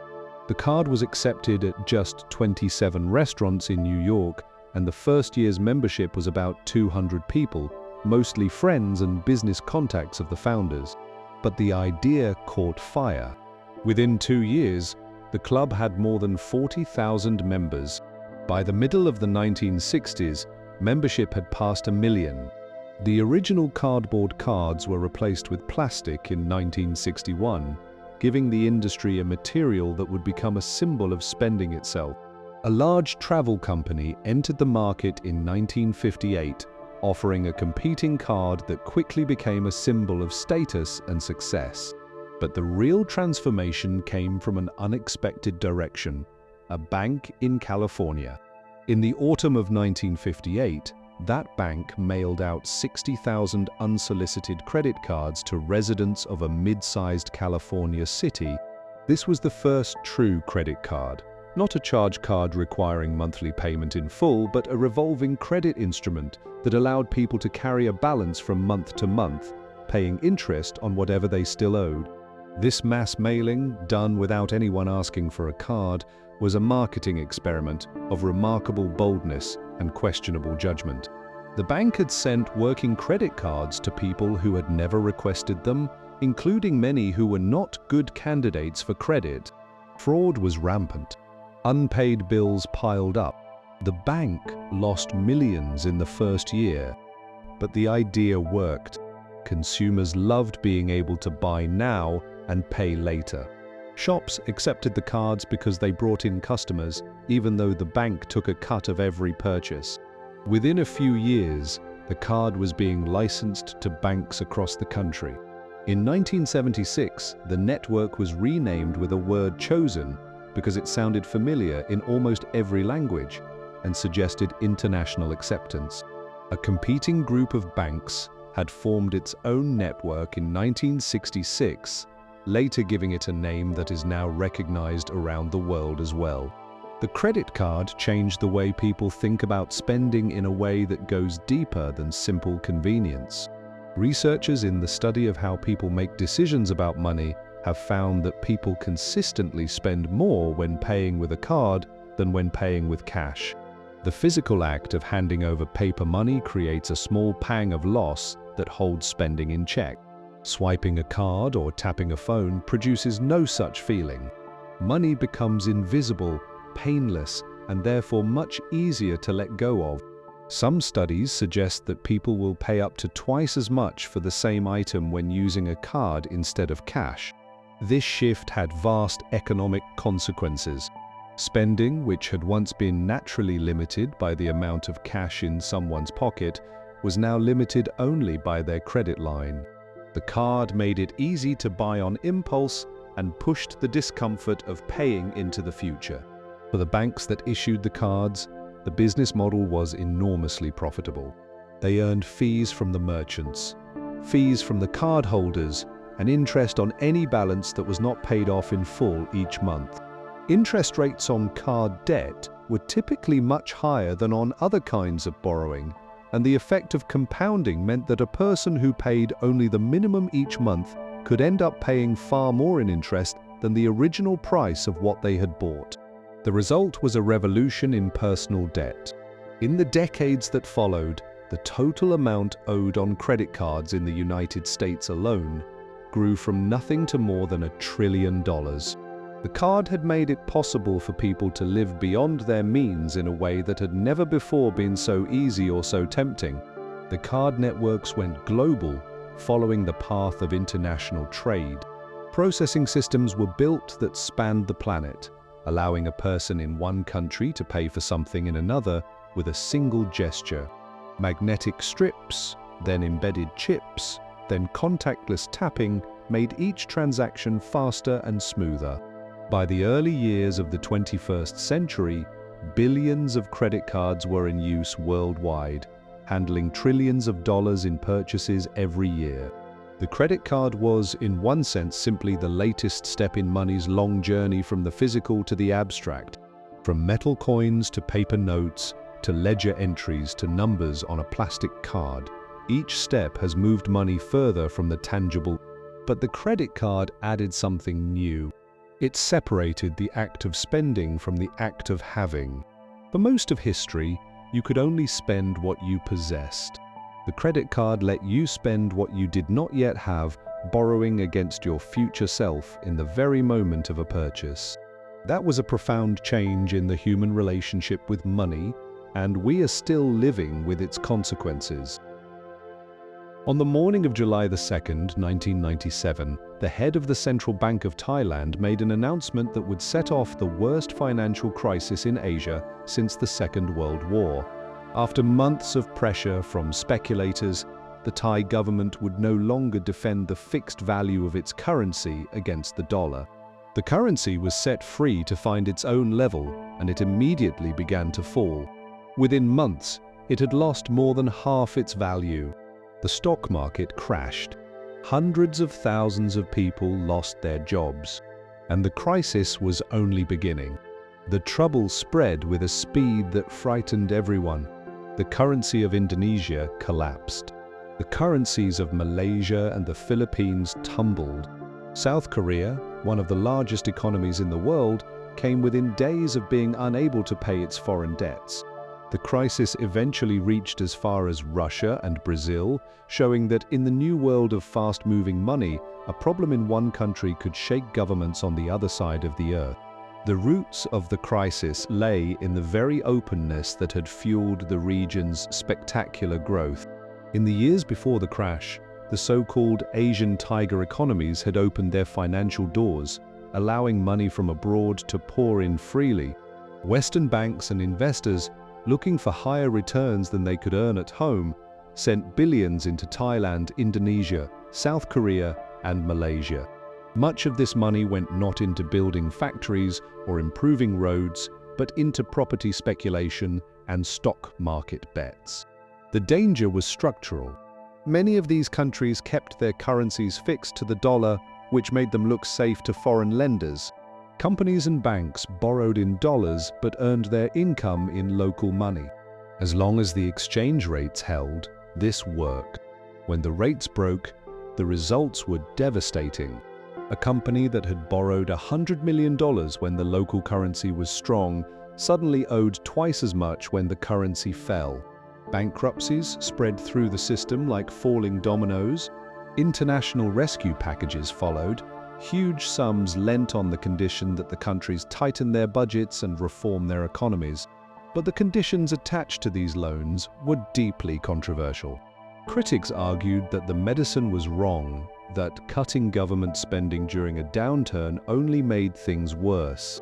One leader rejected the international help entirely and imposed his own controls on the flow of money in and out of the country, a move that experts at the time called reckless but that turned out to work reasonably well.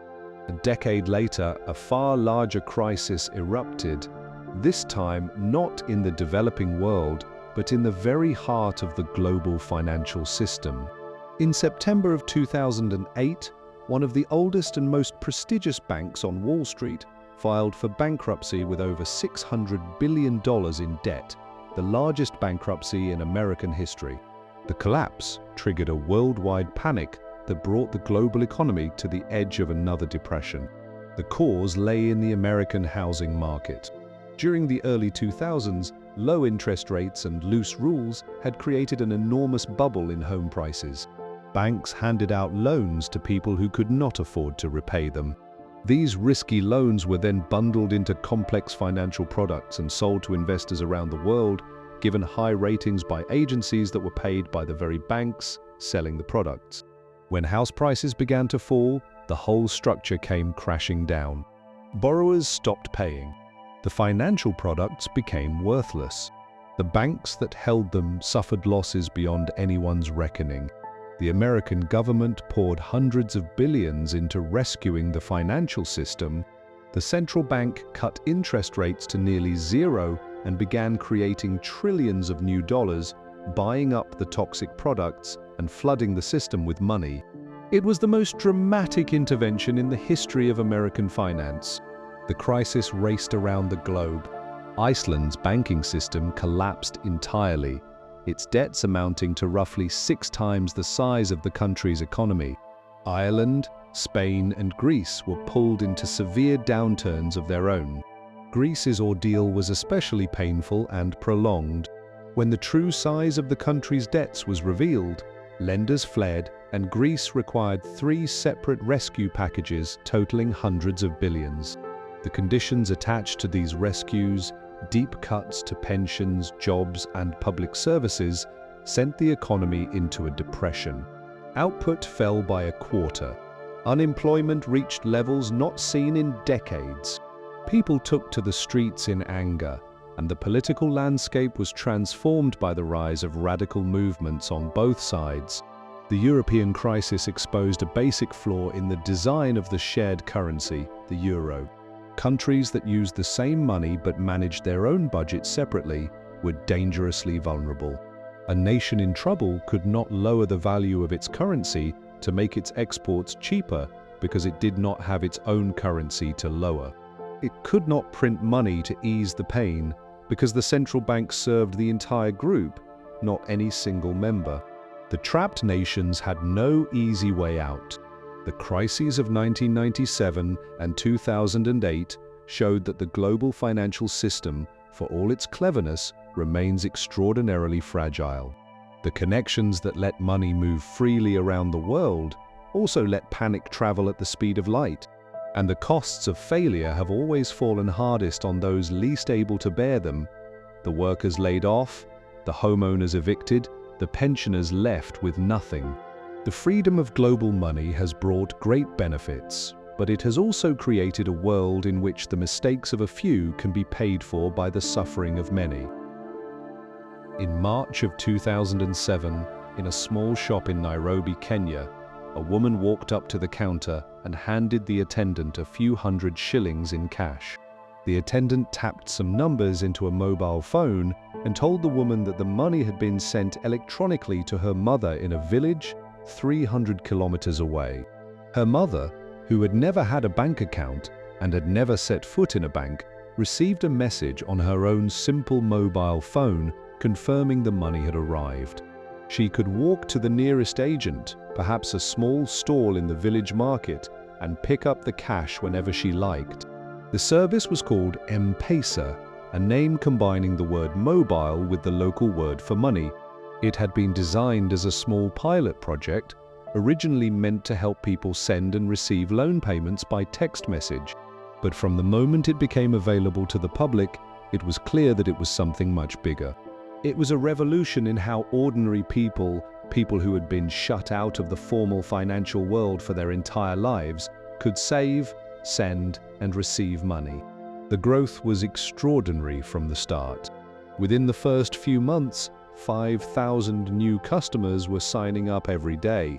Within a year, 2 million Kenyans had joined. The reason was simple.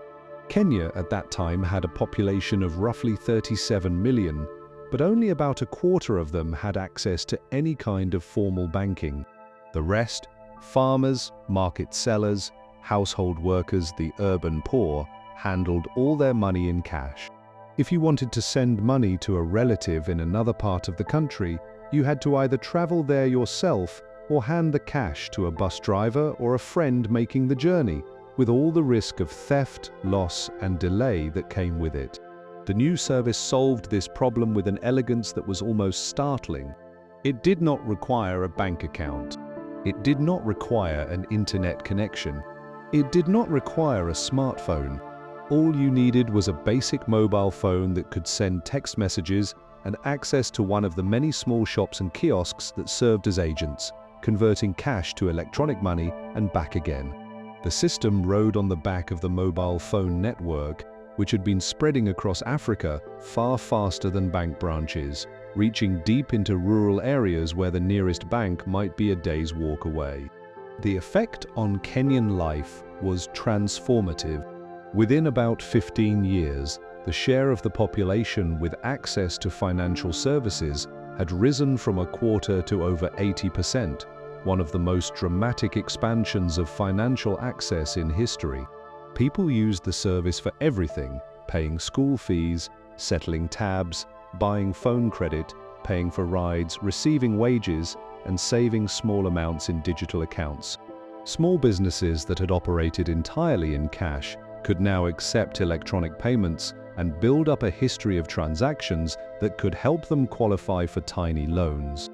During droughts and floods, relief organizations could send help electronically, putting money directly on the phones of families in need instead of trying to distribute paper cash across difficult terrain. The success in Kenya inspired similar services across the developing world. Mobile money spread to Tanzania, Uganda, Bangladesh, Pakistan, India, and dozens of other countries. By the middle of the 2020s, well over 1 billion mobile money accounts had been opened worldwide, most of them in sub-Saharan Africa and South Asia, precisely the places where traditional banking had been least available. But the most dramatic mobile payment revolution happened not in Africa, but in China. In roughly a decade, China leaped from a society that ran mostly on cash to the most cashless large economy on Earth. The transformation was driven by two technology companies, one through a payment platform tied to its vast online marketplace, and the other through a messaging application used by nearly everyone in the country. Together, these two services captured the overwhelming majority of China's mobile payment market.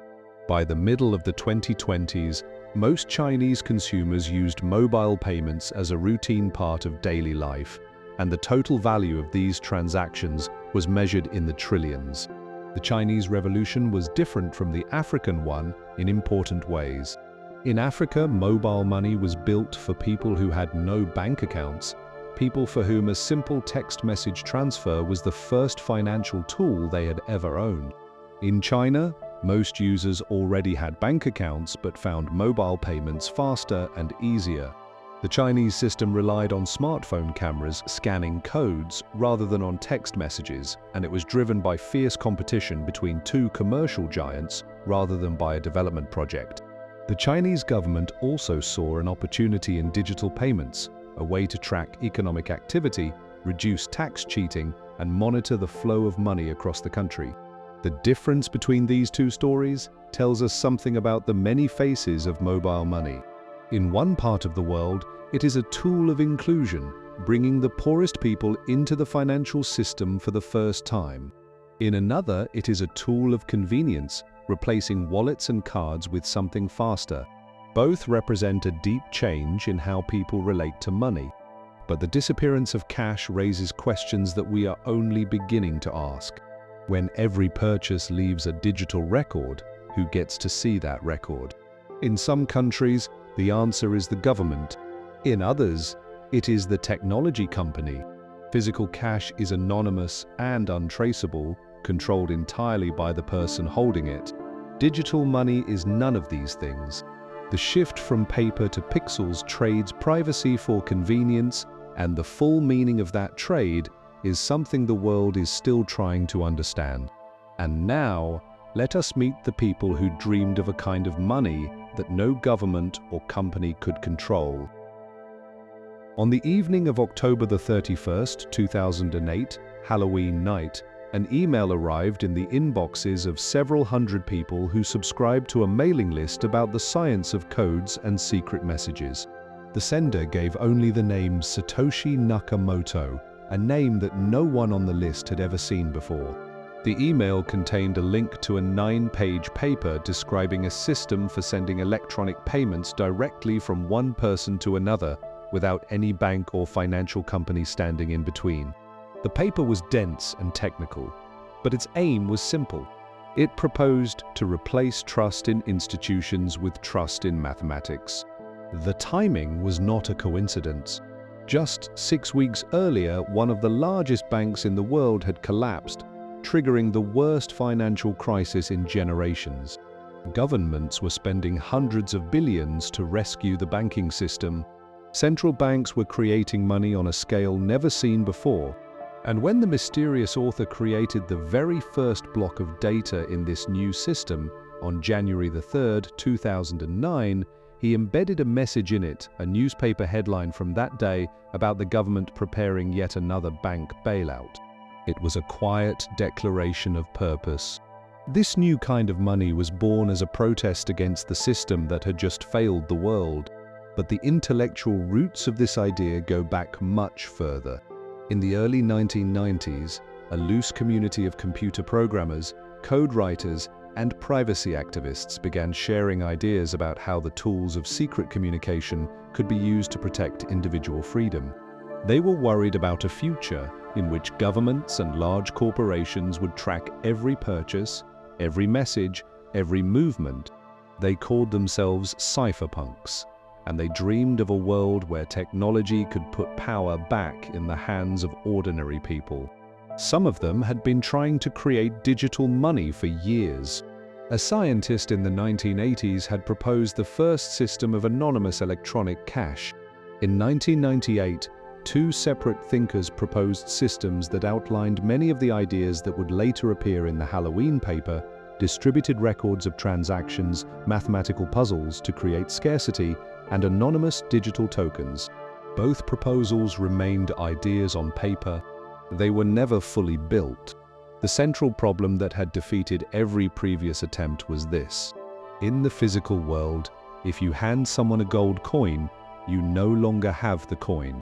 But in the digital world, copying is effortless. A digital file can be duplicated endlessly. So how do you stop someone from spending the same digital coin twice? Every previous solution had relied on a central authority, some kind of digital bank, to keep track of who owned what and prevent cheating. But a central authority was exactly what these thinkers wanted to do away with. The breakthrough described in the paper was an idea called the blockchain, a shared public record of every transaction, maintained not by any central authority, but by a network of computers around the world. These computers competed to verify new transactions by solving difficult mathematical problems, a process that required real electricity and real computing power. The first computer to solve the problem earned the right to add a new group of transactions to the shared record and was rewarded with newly created digital coins. Changing a past transaction would require redoing all the mathematical work that had been done since then, a task that becomes practically impossible as the record grows longer. The first purchase made with this new digital money happened on May the 22nd, 2010. A programmer posted a message on an online forum offering 10,000 of these digital coins to anyone who would order him 2 pizzas. A young man in another state took him up on the offer and had 2 large pizzas delivered to his door. The 10,000 coins were worth about $41 at the time. At the highest prices the coins would later reach, those same 10,000 would have been worth hundreds of millions. That date is now celebrated every year as a kind of unofficial holiday by the people who follow this technology. The person who started it all remained a mystery. He communicated only through online forums and the mailing list, writing in careful English and showing deep knowledge of mathematics, economics, and computer science. In the spring of 2011, he sent a final message saying he had moved on to other things. He was never heard from again. The coins linked to his accounts, estimated at roughly 1 million, have never been touched. The early years of this digital money were marked by small communities of enthusiasts, wild swings in price, and an unfortunate association with illegal activity. An online marketplace that used the technology as its payment method became notorious for the sale of drugs and other banned goods before it was shut down by law enforcement. This connection to crime colored public opinion for years, but the dramatic rise in price, from fractions of a cent to thousands and eventually tens of thousands of dollars per coin, attracted a very different kind of attention. Professional investors, venture funds, and eventually large financial institutions began to take notice. Thousands of alternative digital currencies appeared, each claiming to improve on the original design. One of the most significant, launched in 2015 by a young programmer, introduced the idea of self-executing agreements built into the code, expanding the potential uses of the technology far beyond simple payments. The community that grew around these digital currencies was deeply divided. Supporters saw the most important monetary invention since paper money a way to free individuals from the control of governments and banks. Critics saw a gambling hall, an environmental problem, and a tool for criminals. Both sides had evidence to support their views, and the truth, as so often in the story of money, lay somewhere in the difficult space between them. What is clear is that this technology introduced a genuinely new idea into the history of money, the possibility of a currency controlled by no government, limited by mathematical rules rather than political decisions, and verified by a global network rather than by trusted institutions. Whether it will transform the monetary system or remain a niche curiosity is a question that no one can yet answer with certainty. In the spring of 2020, while a global health crisis was closing borders and shutting down economies, the Central Bank of China quietly launched pilot programs for a new kind of money in 4 cities. This new digital currency was not like the decentralized digital money we just explored. It was not created by a network of independent computers. It was issued directly by the government, carrying the full authority of the state. It was legal tender, just like the paper bills in people's wallets, but it existed purely as data, a string of numbers in a digital wallet on a phone. This was the most ambitious government digital currency project in the world, but it was far from the only one.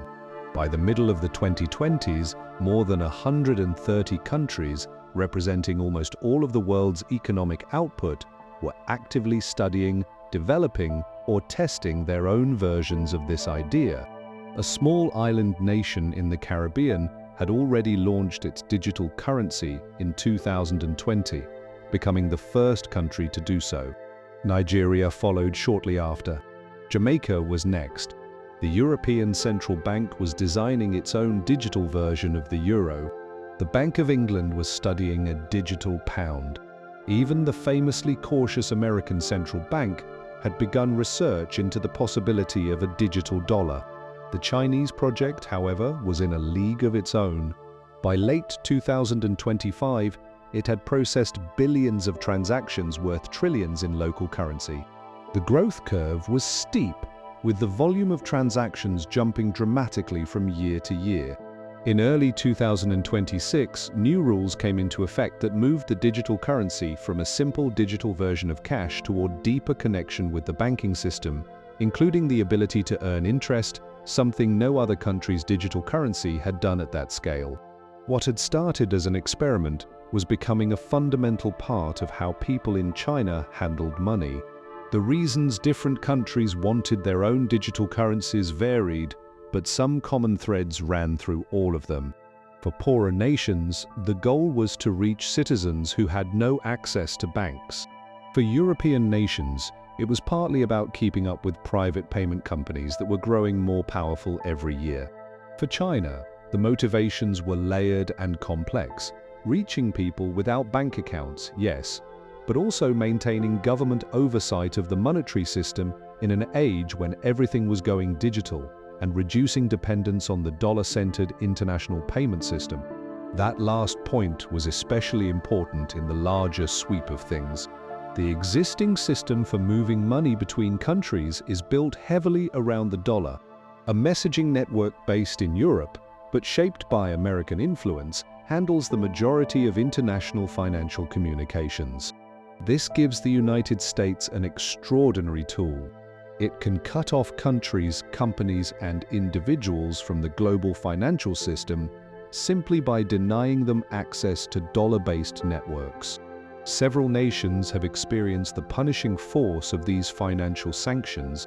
The Chinese digital currency, combined with a new cross-border payment system being developed with several partner nations, offered the possibility of an alternative.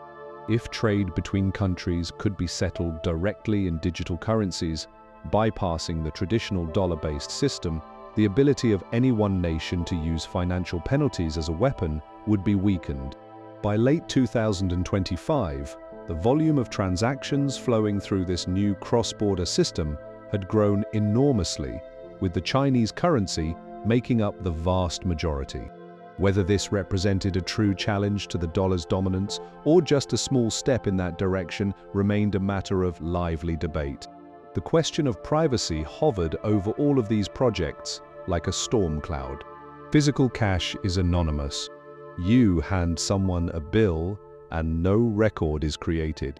A government digital currency, by its very nature, would leave a trail of every transaction. In the hands of a government that values control over its citizens, this would be a surveillance tool of enormous power, the ability to see every purchase made by every person in real time. Even in countries with strong traditions of individual rights, the idea of the government being able to peer into every financial transaction raised deep concerns. Supporters argued that privacy protections could be built in, perhaps allowing small purchases to remain anonymous. Critics pointed out that any protection built into a government-controlled system could be removed by a government decision. There was also worry about what these digital currencies might do to ordinary banks. If people could hold accounts directly with the central bank through a digital wallet, they might pull their savings out of commercial banks. Without those deposits, the banks would struggle to make the loans that businesses and homeowners depend on. Central bankers took this risk seriously and designed their proposals to limit it, for example by capping the amount any person could hold in digital currency. The contest was not only between governments. Large technology companies were also making their moves. One of the biggest social media companies in the world had proposed its own global digital currency backed by a basket of government money, but the plan provoked such fierce opposition from governments everywhere that it was eventually abandoned. The lesson was clear. Governments were not willing to let private companies create their own currencies, but the threat pushed them to move faster on their own plans. The struggle over the future of money is, at its deepest level, a struggle over who gets to control the monetary system. For 5,000 years, money has been shaped by the push and pull between private creativity and government authority. The current contest between government digital currencies, private payment platforms, and decentralized digital money is only the latest round in this ancient back and forth. Its outcome will shape not just how we pay for things, but how much privacy we keep, how much power governments hold, and what kind of financial world the next generation will inherit.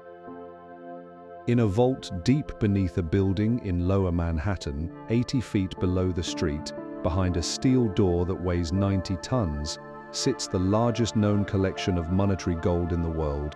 Roughly 6,000 tons of gold bars rest on bedrock, strong enough to support their enormous weight. The gold belongs not to the United States, but to dozens of foreign governments that store their reserves there for safekeeping. When one country transfers gold to another, workers in the vault do not ship anything overseas. They simply move the bars from one cage to another. The gold never leaves the building.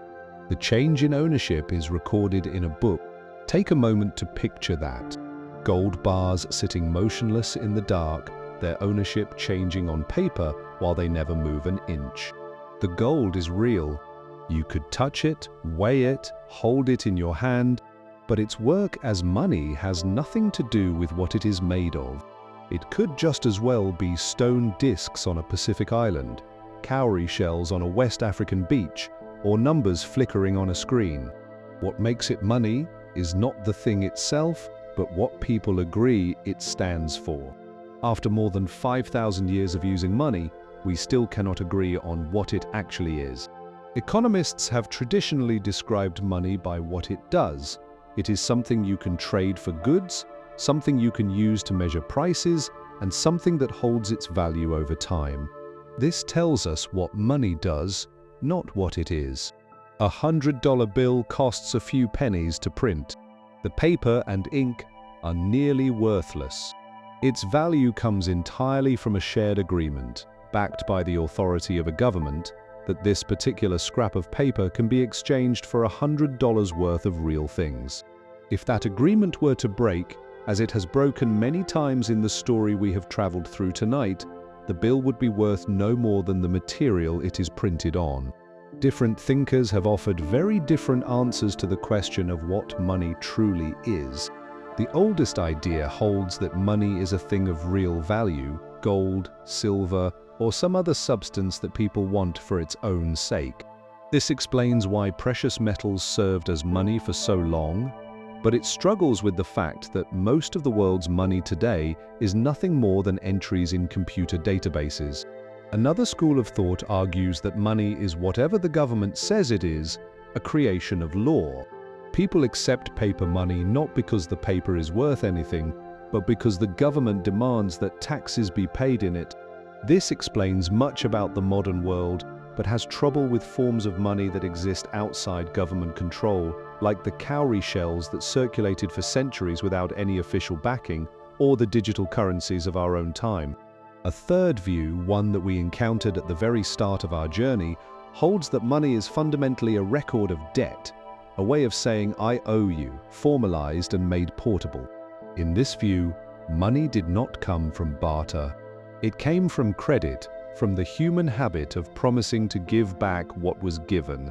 When you accept $1, you're accepting a promise, a tiny share of the faith that others place in the system behind it. And there is a philosophical view that sees money as something even simpler, a social agreement, a shared story. Money exists because people collectively believe it exists, the way a border exists or a law exists, not as a physical fact of nature, but as something humans have agreed upon together. Perhaps the most honest answer is that money is all of these things at once and none of them completely. It is a commodity when it takes the form of gold. It is a creation of law when governments print it. It is a credit instrument when banks bring it into being through loans. And it is a social agreement when people accept it through shared trust. Money is not one thing. It is a family of related ideas, connected not by what they are made of, but by the role they play in human life. What is quietly remarkable is how little the deep nature of money has changed, even as its outward form has gone through revolution after revolution. The essential pattern, a community agreeing that certain tokens stand for value and using those tokens to trade, to measure, and to save, is the same whether the tokens are shells, coins, paper, ledger entries, or lines of computer code. The tokens change. The technology changes. The institutions that manage them change. But the underlying human behavior, the willingness to accept something of no real worth in exchange for something of real worth, based on the quiet confidence that others will do the same, that has not changed at all. And so we come to the end of our long journey. We began in a world before money, where debts were pressed into soft clay and obligations were held in human memory. We traveled through the temples of the ancient world, where priests counted silver and wrote the first financial records. We watched as a king in Lydia stamped metal with a lion's head and changed trade forever.